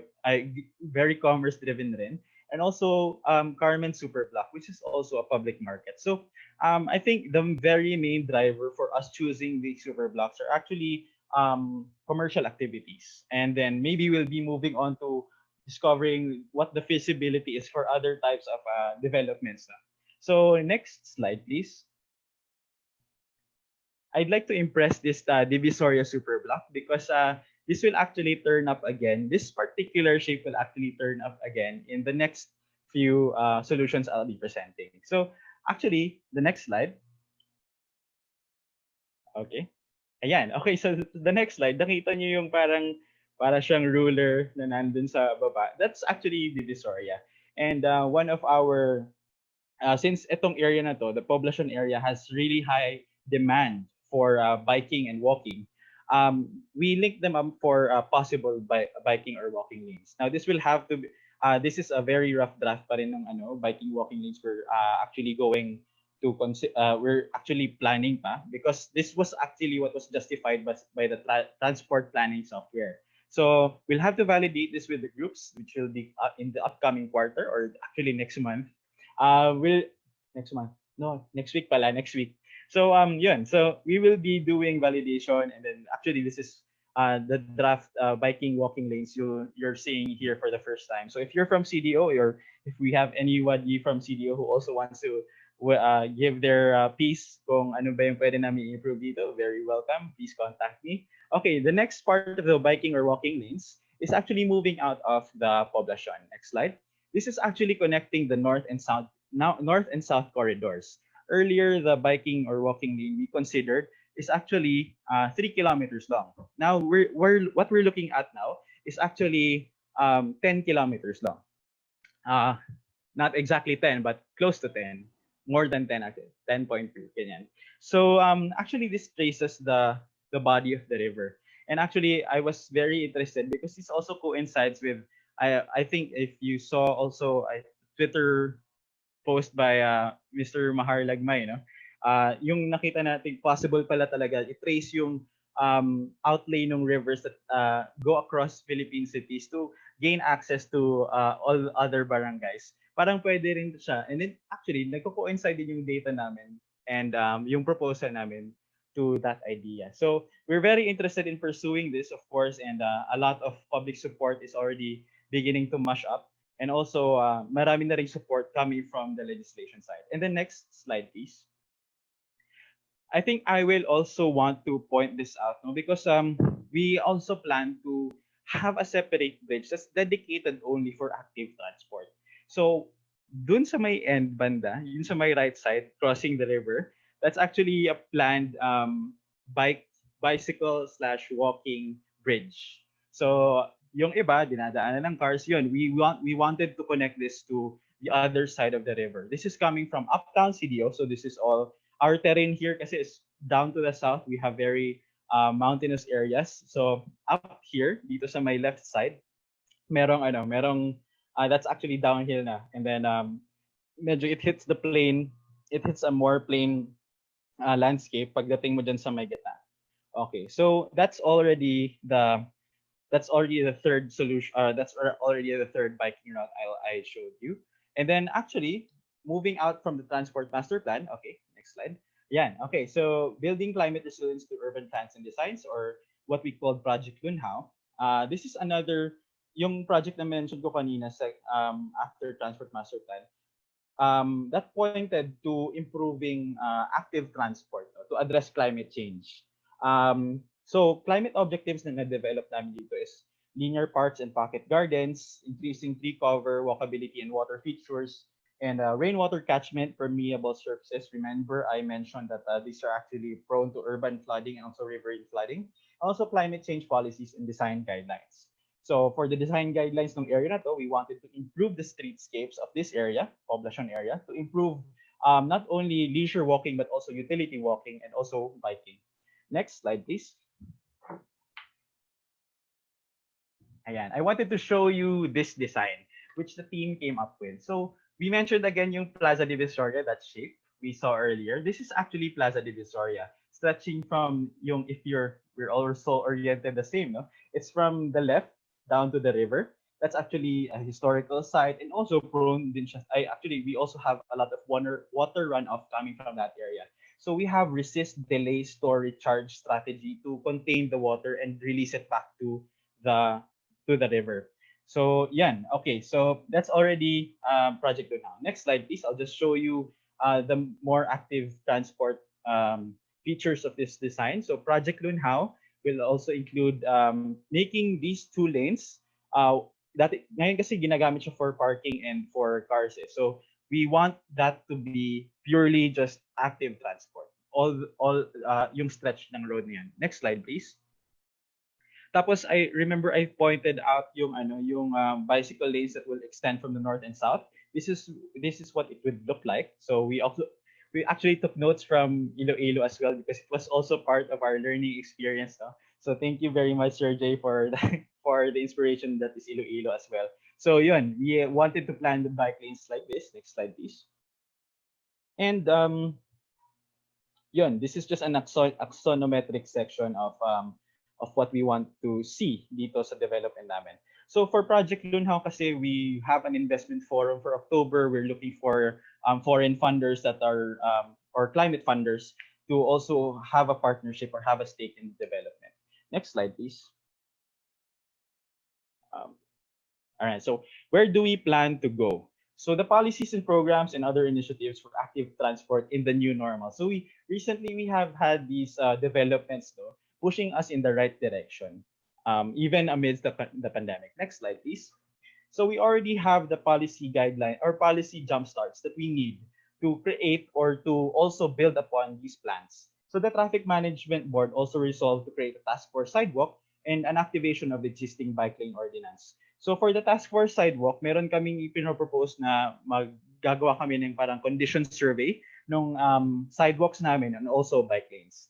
And of course, yung very low hanging fruit din na pwede namin i-pursue ngayon just to open up the streets for the bikers is actually yung pag-implement ng existing bike lane ordinance namin dating back to before mayor's terms. So we have three major states for this, and we will be sampling them, or we will be dry running them for bike lanes. So Executive Order 102/2020 also creates a task force not only just for sidewalk, which was for addressed by task force sidewalk, but also for cycling lanes and walking paths in Cagayan de Oro City. So next slide. This is my last slide. I hope I also condensed all my presentation in the last 10 minutes. No? So these are the key milestones that you should expect from Cagayan de Oro City, and you can hold us accountable if you don't do them. So actually, the activity here is the stakeholder consultation for active transport. We'll be scheduling for September 2020. The sidewalk or bike lane condition survey, which is scheduled for October 2020. And of course, the barangay level active transport planning, because we want the transport solutions or where these bike lanes or walking lanes will be located is actually defined by the barangay para at least from the bottom up din yung planning. Mag-meet kami down the middle. Okay, so that's October, November 2020. So that's it for my presentation. I hope I didn't speak too fast, and if you do have any questions, I'll try reading them now. Thank you. And thank you, Sir Jasper. Grabe, sana all ng policies natin and projects data-driven, kagaya nung sa Cagayan de Oro. So I would just like to thank Sir Jasper for presenting us the different methodologies that we can use as well when we gather our data, diba? Parang right now, we are also advocating for data for data-driven projects and policies. And we can also highlight na how important it is na magkaroon nga ng policies and projects that are very, very data-driven and that are mirroring the needs and the wants of the people involved. Tapos gusto ko lang rin sabihin and dun sa chat box that I think every urban planner and every transport planner that I know are having a meltdown and how beautiful the data is and how astonishing and how wonderful the details and the plans that you've all put through your project's CDO. So without further ado, I would like to call on Russell to parang introduce our third speaker.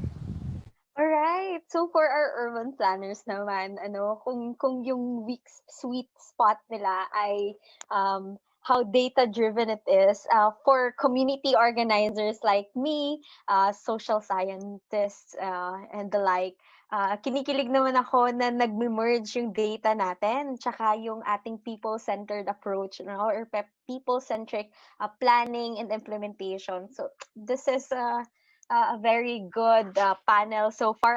So kung nanggaling tayo sa legislation coming from demands of the people, and then now we have also someone from CDO who gives the data to back up all our plans. We would also punta tayo ngayon sa yung people on the ground, those who are really implementing it, organizing advocates. So I want to introduce our third and last speaker for tonight. She is the co-founder and spokesperson of Bikers United Marshals. And then she is also a sustainable lifestyle and anti-domestic violence advocate. Everyone, virtual palakpak po. for our last speaker, and Ann Angala from Bikers United Marshall. Hi, good evening, everyone.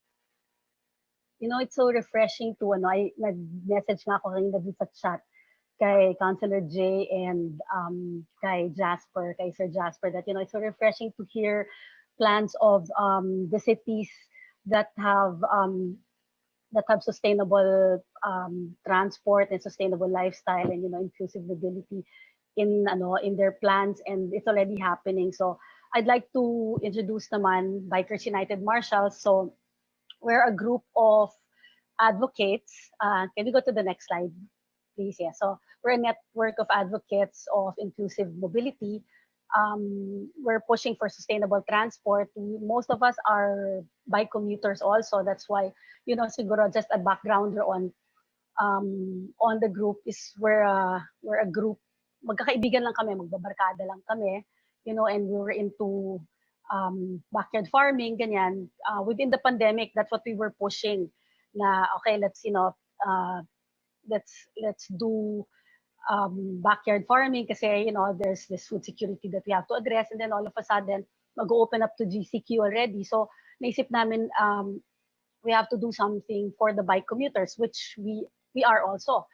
Wala pa kami nakikitang movement. We've been clamoring for, hey, protected bike lanes or at least pop-up bike lanes, but we're not seeing anything here in Metro Manila. We're all from Quezon City, so that's why nabuo yung Bikers United Marshals. So we're a small group of advocates.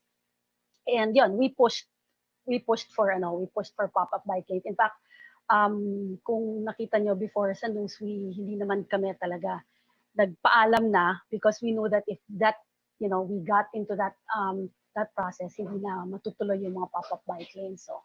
So again, going back to our purpose, we wanted talaga to help the ordinary Filipino, the bike commuters who bike to work every day. Yan yung mga essential workers natin, yung mga like the frontliners na nakikita nyo, na wala namang choice, or actually may choice naman sila. They could, pwedeng mo nang sabihin na, okay, we won't go to work anymore. But so these are the frontliners, yung mga sa groceries, yung mga sa market. These are the people na naisip namin na pag nag-open up to GCQ na mga newbie bikers to, problema kasi pa lang, MECQ pa lang, nakikita na namin na nahihirapan na sila. What more kapag nandiyan na yung buses at saka yung mga jeepneys on the road. So yung idea na yun came about because we wanted to promote better normal. So sa BUM, yun ang aming nickname, BUM. So we're into bike marshalling, nagsiset up kami ng pop-up bike lanes. We do also roadside emergency assistance for bikers. So marunong mag-first aid yung mga ibang mga kasama namin. So pag may mga accidents on the road na hindi naman yung malalaki, like may nahulog, may mga gano'n. So we have mga kayang tumulong. And then we get in touch, of course, with the ambulance or hospitals nearby.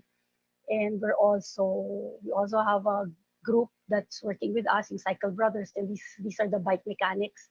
So naka-standby po kami, naka-standby yung mga bike mechanics dun sa area namin. Ang una namin minarshal is Commonwealth, because that's what we call the killer highway sa Quezon City. In fact, I think that's the most dangerous highway in the whole Philippines kasi 10 lanes siya. Tapos kung bike commuter ka, halos hindi mo yan matatawid, hindi ka makakapunta from one side to the other. At kahit na doon ka lang sa isang side, nandyan lahat ng kalaban mo on the road. Hindi man kalaban, pero nandyan yung mga ka-share natin sa road, which are the buses and the motorcycle riders and the private. So we also got into bicycle monitoring. So nagbilang kami nung GCQ before nag-open up to GCQ, about a week before that, we got bicycles on the road already.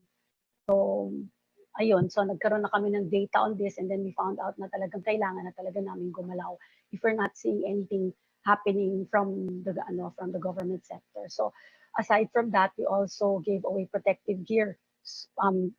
Yung naging kasama rin namin is a couple who who gave away yung mga vests. So from that, yung mga protective vests, yung mga reflectorized vests, nag-move on kami na nakubuha ng mga donations for helmets, tapos yung mga iba naman nagbibigay na ng mga blinkers, yung mga ganun.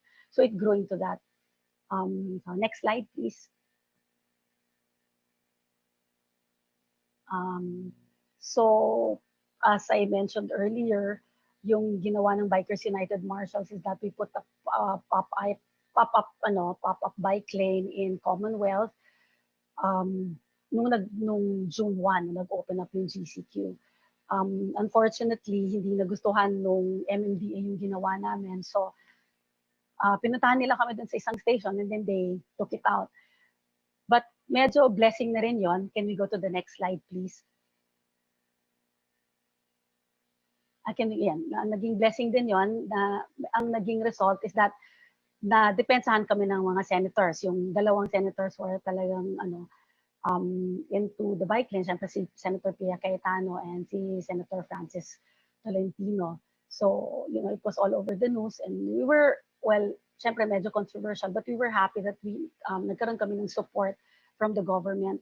And then the Senator Tolentino also told us that silang dalawa ni Senator Pia gave letters to the 4 agencies, which is the DILG, which is the PNP, PPWH, and MMDA to tell them that they have to speed up already yung bike lanes. And then next na was tinawagan na yung DUM ng MMDA kasama dun si Nakisha. I think Kisha was here a while ago. Sa evolution yung UM. So we were a very young group of advocates. Hindi naman young in age, pero young in terms of yung existing part of the EDSA evolution. Medyo na yun parang already happened last year and a few years before that. It's medyo significant for medyo significant yung existence na rin on the road for a month and we were getting the stats, we were getting the feel of it. And ito na yun yung bike this. And then, twist of fate talaga was that si Asek Pielago, who told us na i-fine niya kami at saka to look for kung anong kaso na pinatawag amin, turn around, tapos nagkaroon na nung what we call yung road share exercise, which we did first in Commonwealth, and then the picture down suddenly. So maganda rin yung twist of events. So next slide, please.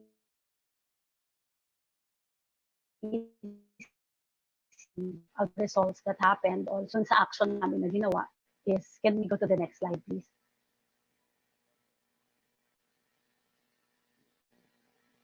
Ayan. So, ito na yung dalawang lane sa Commonwealth. Nagkaroon tayo ng exercise doon. And then, sorry, can we go back to that? Nag-skip tayo. Anyway, nagkaroon ng another bike share which was the biggest, well, according to MMDA, ito na yung longest in EDSA. Kasi before nagkakaroon pero sections lang. This naman, it started from Aurora Boulevard all the way to Magallanes. So it was about 10.6 kilometers, I believe.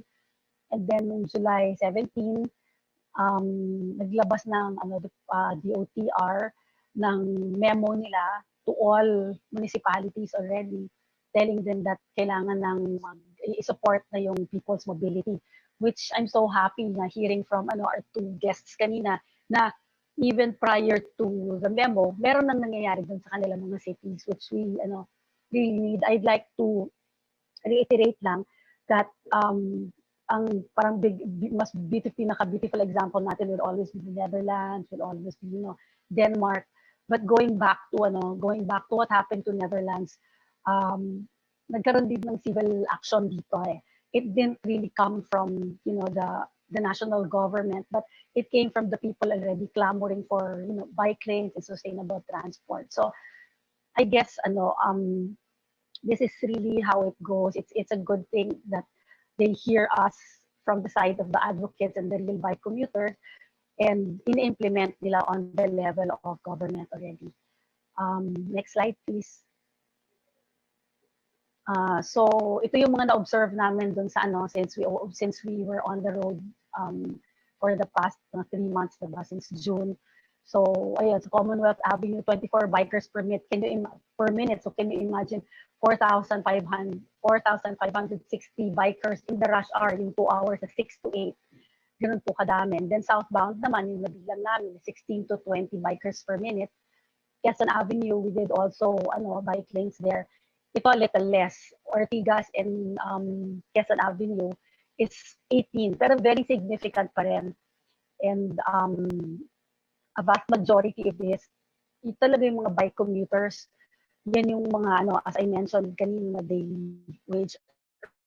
And ito yung may mga bikes na hindi well maintained, or ito yung medyo nasa low end. So talagang kailangan ng help on the road. So can we go to the next slide again, please? Yun, so isa pang na-observe namin yung gaps in infrastructure. So complications in setting up yung bike lanes kasi hindi compatible yung PUV lanes and the infrastructure, the unloading and loading zones, nagkakaroon ng conflict. Minsan yung mga the bus stops, yung mga ganyan. So nagkakaroon ng accidents mostly dito sa areas na to. Tapos we have designated motorcycle lanes which is in the middle of the highways, but then hindi naman siya enforced. So nagkakagulo na napupunta yung motorcycle sa curb na kung saan then yung mga bike lanes natin. So nandun yung accidents na nangyayari mostly. Tapos yung sheer volume ng private vehicles, overwhelming din yon. So medyo ang hirap rin talaga. Tapos yung bottlenecks and clogging points, as I said, the intersections and the intersections and what do you call this, yung mga establishments, yung mga pasok-labas, like syempre sa mga highways we see the buildings and all that. So these are mga points na kung saan maraming accidents na nangyayari, and then yung vulnerable areas also for the bikers. So can we go to the next slide, please? Other things we observed also, yung biker protection and safety. Yun, as I said kanina, ang daming aksidente. Dun sa aming experience, halos every day may nakikita kaming accidents right before our eyes na can you imagine na kung ikaw yung enforcer na nandun, this happens all the time. And then another thing we observed are yung offensive motorists driving behavior. We're always second-class citizens, tayong mga bike commuters. They're parang naiisip at that time na tayo yung salot, ganyan. We're not supposed to be there because we're very vulnerable. But then again, hindi pa kasi natin shift yung culture to say that the road is made for all kinds of transport, but we have to keep those vulnerable people protected. I mean, vulnerable entities really protected. So we have a right, equal right on the road as any motorists have. And 80% of bikers do not have protective gears. So medyo nakakatakot din yon. Kasi as I said, dahil hindi tayo protected at saka yung culture natin is not into this kind of thinking yet, we have to be protected. Not like the other countries na maganda na yung culture nila in biking, maganda na yung kanilang infrastructure. Then it's okay. Japan doesn't have to wear helmet. In Netherlands, in Denmark, hindi na okay na sila. But we're not yet there. That's why you have to wear your helmet. But then again, on the other hand, hindi naman din nila afford. That's why kami, we're making the point, to give away helmets. But we can only do so much. Private citizens. So again, we're calling out sa government to yung basic lang na gear na kailangan, which is the helmet and the reflectorized vest for the night rides. Yung bikers, kailangan din ng education as much as the other motorists kasi nagiging pasaway na rin kasi sumisingit-singit na, nagkakaroon ng ganung kultura. So before sana this gets to be a habit by all bikers, sana we can nip it in the bud. Kasi sad to say, just like nung nagsimula yung mga motor, okay pa naman sila. But then ngayon uh, ang gulo na sa kalsada. So sana sa biking hindi naman ganoon. And then again, the first aid responders kulang, tapos MMD enforcers sana, and then ambulance. And next slide please. Can we go to our next slide?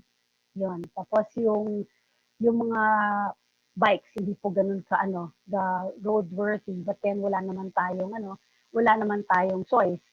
Like the bike commuters really have to go to work. It breaks our heart. Ang dami namin post sa page namin na yung talagang kalawang na yung bike, tapos yung nasisira in front of us, yung mga walang preno, tapos ang ginagamit lang nilang preno yung sa kaya yung chinelas o yung paa nila. So again, yung really needed on the road. So next slide please. Next slide please. Yun, and then we monitored air quality. So ngayon medyo maganda kasi hindi pa naman ganun kagrabe ulit yung motorized vehicles on the road. So nakikita niyo dito na we monitor day and night also. So ang daming respiratory problems dito sa Pilipinas, like was mentioned earlier by I think who was that who mentioned it kanina. I think sorry, kalimutan ko sino yung nag-mention kanina. But then yun, maraming respiratory problems. So next slide please.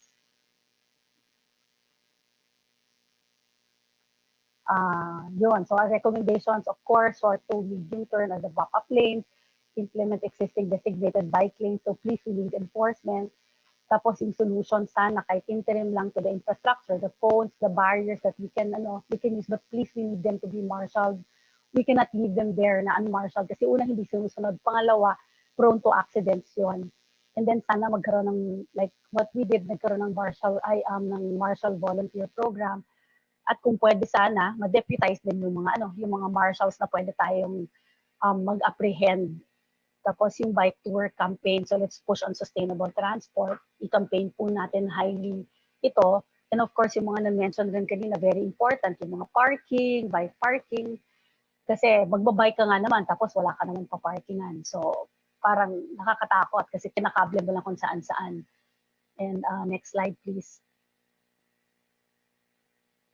Can we go to our next slide? And then we also sa long-term protected bike lanes, of course, as integrated mass transport system na. And then yung sana ma-implement yung motorcycle lane kasi yun yung maraming accidents because yun nasa collision natin. Tapos i-support na po natin yung the infrastructure like the bike racks, yung workplaces na mas friendly, yung shower room, may places where you can change, ganun. Tapos please, we need highly yung education hanggang sa barangay level for inclusive mobility and sustainable transport. Yun. And I think last final slide na rin ako. Yun. So ayun, may mga improvised kaming pinakita namin that we can, it doesn't have to be costly. Pwede kang mag-upcycle materials and it's easily produced. Yan lang, mga cones lang ang ginamit namin, mga water bottles that we painted orange. And for my final slide, the next slide, please. Maraming salamat. So thank you again to everybody. Thanks to AltMobility and thanks to everybody who's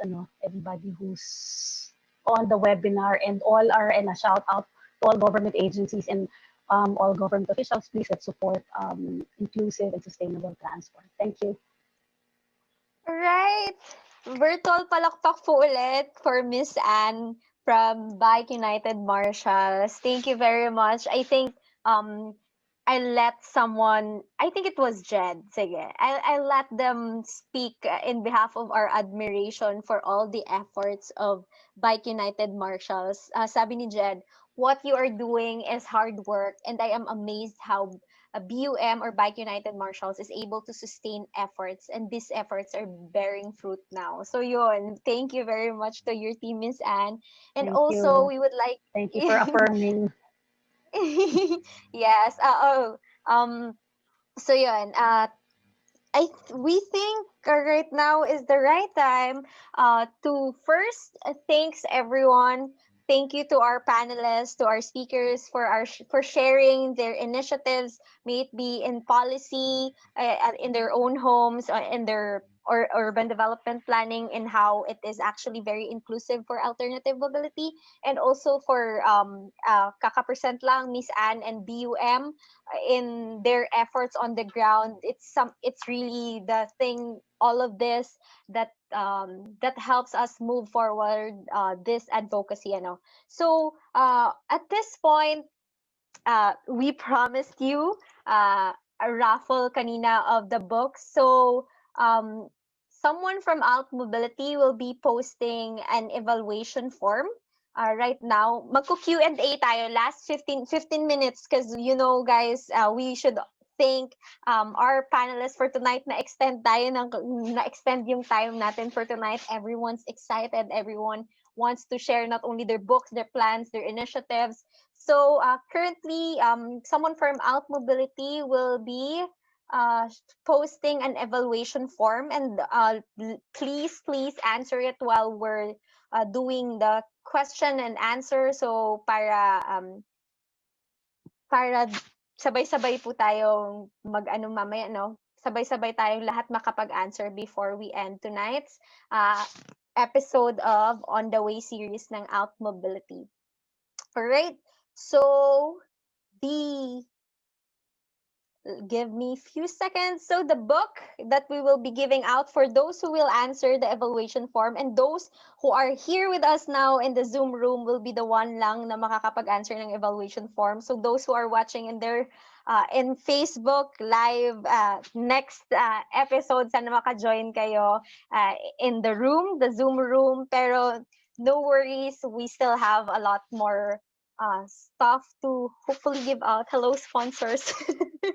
So anyway, for those who want to sponsor books, you can contact us in our social media pages, and also for those who wants to give giveaways. So the book that we will be giving out tonight is The Death and Life of Great American Cities by Jane Jacobs. So, and everyone in this group chat, please answer the evaluation form. So um, now is the time that we'll answer questions raised by people either here in our Zoom room or in social media. So I'll be giving out the first question. This is addressed to our first speaker, Jay Treñas. Sabi niya, meron bang binuong group or team na nagplan and nagme-maintain ng bike lane and esplanade? So siguro BUM Iloilo version. Parang good. People on the ground. Sir Jay? For the esplanade, we andun nakita nyo yung in my earlier presentation, if you weren't able to see it. There were a few becomes safe and open for cyclists already. Okay. Nawawala-wala talaga siya. Sige. Bear with us, everyone. These are really the struggles of, Philippine internet. So, internet connection. So, let's proceed. Sir Jasper, yung question kanina, meron din po bang trails going to the river rafting area? Yes, so that was raised by Jack, no? So yes, Jack, merong mga trails dun leading to the river rafting area. Although hindi pa talaga siya naka-dedicate for bike lanes, but meron na ring marami na ring biking groups yung pumupunta doon kasi most of the roads naman are paved na. So yeah, thank you. Okay, thank you so much, Sir Jasper. Let's check again. For our next question, isang question muna per panelist, and then let's go to questions that can be answered by everyone in our panel for tonight. So, question for you, Miss Anne. Ay, parang Miss Universe. Miss Anne, may unique ba na challenge sa pag-interconnect ng bike lanes since they cut across city boundaries rin minsan? Yeah, But it was... go, yes. sorry, what was the first word? Hindi ko narinig. Okay. So, sabi dito, Miss Anne, may unique ba na challenge sa pag-interconnect ng bike lanes since they cut across city boundaries rin minsan? Oo, meron. Well, hindi kasi naman talaga ako urban planner, I'm just a bike commuter and we're advocates, but marami kaming mga naririnig na yung like I won't mention cities anymore kasi medyo yung Metro Manila as ako mas familiar, like there's this one city that's really progressive into bike lanes and all that, but then hindi sila pag nagbabike kami hindi umaabot pag end na ng city niya, wala nang bike lanes kasi hindi masyadong sustainable transport friendly yung next city. So doon nag-end yung mga ganon. So sometimes nandun yung mga establishments na madalas puntahan ng mga tao, let's say kunyari mall, papadyak-padyak kami until at this certain city. Pagdating dun sa na yun, wala na kaming bike lane. Talagang right smack in the middle, mawawala yung lane. So may mga ganon. I think it's politics.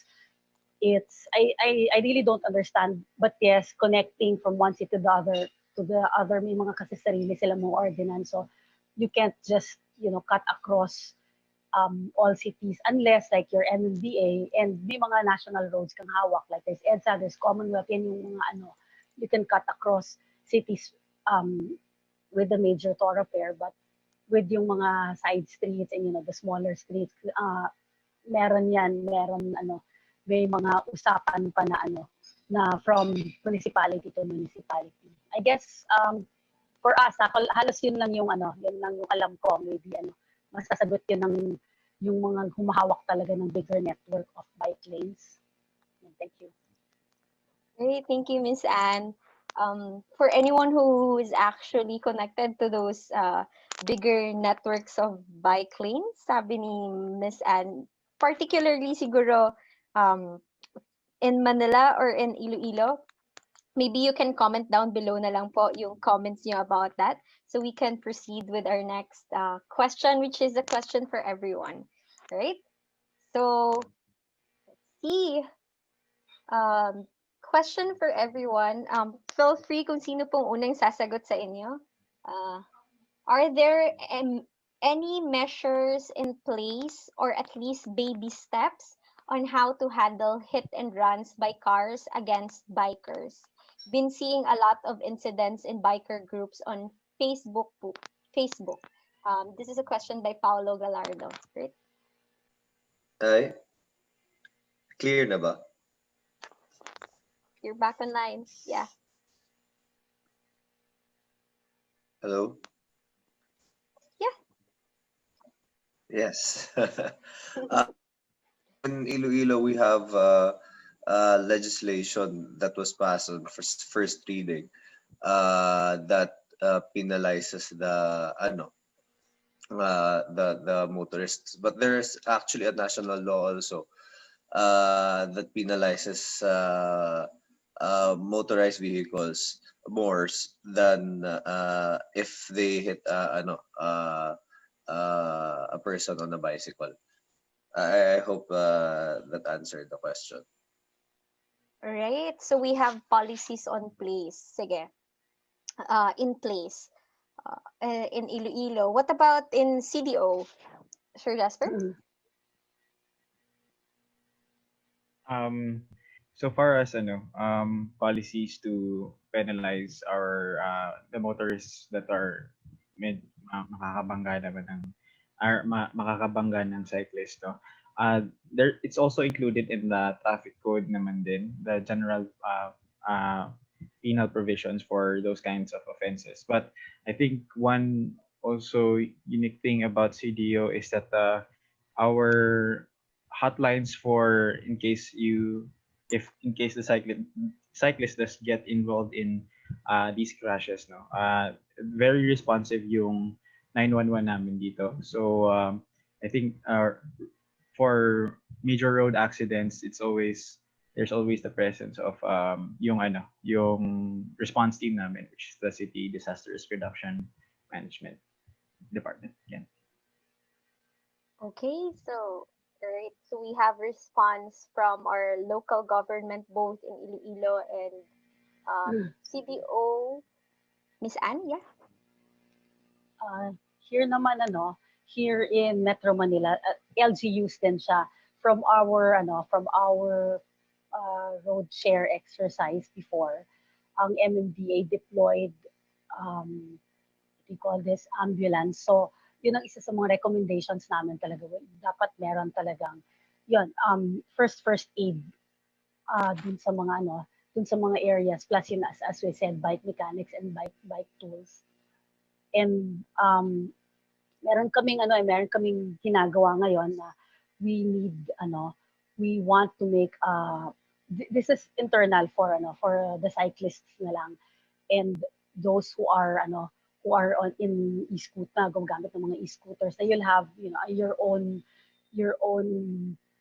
directory, kasi medyo dito watak-watak hindi kami dahil we have 17 municipalities, and not all of it are really into sustainable transport, sustainable biking. Even yung mga response team hindi ganon ka organized. But of course, marami yan. Every municipality, every city has response teams na 'di ba yung I forgot what they call it, pero may kanya-kanya silang naka-assign for emergency. All right, so we have policy recommendation, and then I think Precious wants to say something.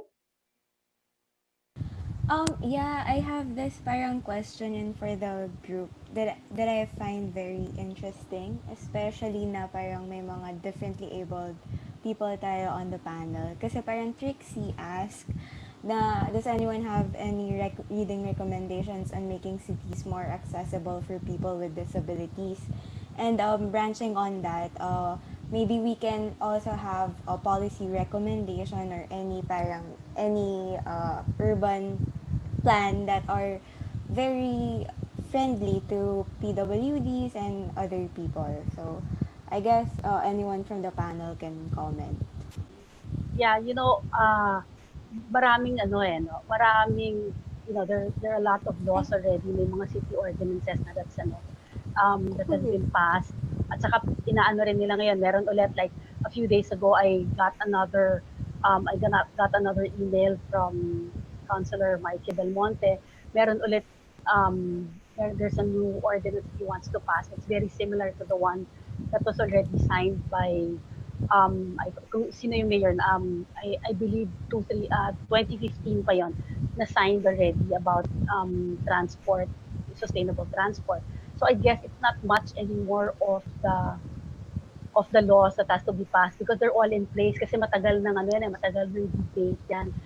It's already the implementation, it's already the enforcement of all these laws that has been signed, that has been spoken about on the municipal level. Yung for the sa Senate naman, meron pinasa authored by Senator Pia Cayetano, yung Safe Pathways. Yun pa, hindi pa siya law ngayon, pero as I said, marami ng mga provisions doon na passed on already in local government. So we're just waiting talaga and hoping that things get better on that side naman, doon sa implementation of these laws. Thank you. All right, that's a very good point, Miss Anne. This is why the panel we have tonight is a very good, diverse panel, because we can see how it's being crafted from the in our policy level or the legislation, and how our legislators need actually backup from people on the ground to also push this to make it happen on the ground. Kumbaga, hindi lang tayo nasa paper, hindi lang siya theory that we talk about, but also it's something that we live every day. Sabi nga ng mentor namin, I think, ni Sir Jay, is the time it's not the time to speak, it's more of the time to act.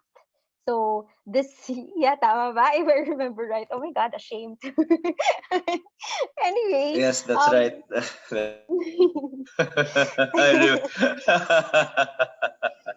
alala ko pa. Anyway, ayan, thank you. So yun, this is very good. We see how everyone is helping each other, that there's a policy demand for alternative mobility in the Philippines, and there's that policy demand is being met in certain local governments, not only here in Manila, in certain municipalities, but also in Republic of Iloilo. Republic of Iloilo. In Iloilo, and then also in CDO, Republic of CDO ba, Jasper? Ang bias ko, no? Sige. Republic of CDO. So, sabi namin kanina sa chat, yung sana all in Hiligaynon or in Iloilo language is tani-tanan. So, sana all, tani-tanan, di ba? Merong ganitong infrastructures, merong ganitong policy makers, merong ganitong mga volunteers, bike commuters like Miss Ann, that will really push through this kinds of initiative on the policy level, on the organizing level, or implementation level. So I think this is a good time to thank everyone for joining us tonight. For those whose Ras, if question, I may interject, yeah. ano lang, to piggyback from what Ms. Anna was saying, the legislation is indeed in place. That's why yung infrastructure is really important. The infrastructure is connected then when we address the PWDs and also our pedestrian walkways, because when we have the bike lanes in place, we can also have the jeepney stops in place, and masaseparate na natin. The people will not. Yun, nawala siya ulit. Nawala ba siya ulit? Alright. Sandali. Let's give him a few seconds to go back. But what we're catching from him, okay. What we're catching from what Sir Jay is sharing is how the whole planning and also the policy, the legislation, it's all interconnected. So maybe that's the most simple term that I'll put it there while waiting for him so he can substantiate it more. Let's try to wait while waiting for everyone. While waiting for Sir Jay to connect again, sige, may 3 minutes pa tayo to 10:30. My God. Grabe, I can feel the energy across the across the Philippines for this and for this initiative. So while waiting for him, siguro I can see some exchanges here in the chat. I can see your excitement. I can feel it. I just want to share. Nag hashtag pwede kaayo si hashtag pwede kaayo. So pwede. And then pwede kaayo daw is beautiful by Sir Jasper. So this connection that we're making, this community that we're building all over the Philippines is beautiful, I guess. All right. So let's see. He's still not back in our Zoom room. So if anyone from our panel wants to final remarks, this is a good time to do that. And then we are gonna wrap up for tonight's live. But for those who are with us in the Zoom room, feel free to stay a little bit if kaya pa ng ating brain, no? Brain deads na yung iba. Alam nating yung iba sa atin, maaga pa talaga nagigising. All right, someone messaged here. Okay, for those who are in the Zoom room, not for those who are watching in social media, sorry, but those who are with us tonight, the evaluation form will be available, and then we're hoping you answer it tonight. So the early, di ba sabi nila, the more entries you send, the higher chances of winning. Baka dito sa evaluation form, the earlier you answer, the better chances of winning for the book. Anyway, We don't know. Okay, so I think we can wrap this up. So that any so we can wrap this up now. We can't see Sir Jay reconnecting, and Miss Anne, any last message for everyone, and also Sir Jasper? Let's give them the space to say. Yes, as I mentioned earlier, um, I hope let's all work together so that we attain what we've been dreaming of, the inclusive and sustainable transport all over the Philippines. And it's the whole kind of lifestyle. Wag po natin palalagpasin na tong na ano na kamit natin. I mean, let's say it's not in a perfect situation that we're getting this during the pandemic where a lot of people are being sacrificed, but whatever we have now that's positive, let's hang on to this, and let's work that makuha na natin to finally. Hindi na lang puro salita. Tama nga kayo kanina. Gawa na po tayo on the ground. Actual action na po. And as I also said kanina, it really comes from the civil society. So us who need it, us who want it, and us who will be using it, we should be the ones to take initiative, and then everything will follow. Okay, thank you. Sir Jasper, thank you, Miss Anne. Yun. So, yeah, definitely agree with Miss Anne there that we really do need social action for these to actually come through, because these plans will only be plans if hindi rin makita ng mga lawmakers natin and decision makers that there is actually a clamor for the need of these services. No? So what I also want to leave then is for the people who joined us is although we're capitalizing on the shift that's happening din sa trends ng paggamit natin ng transport, move from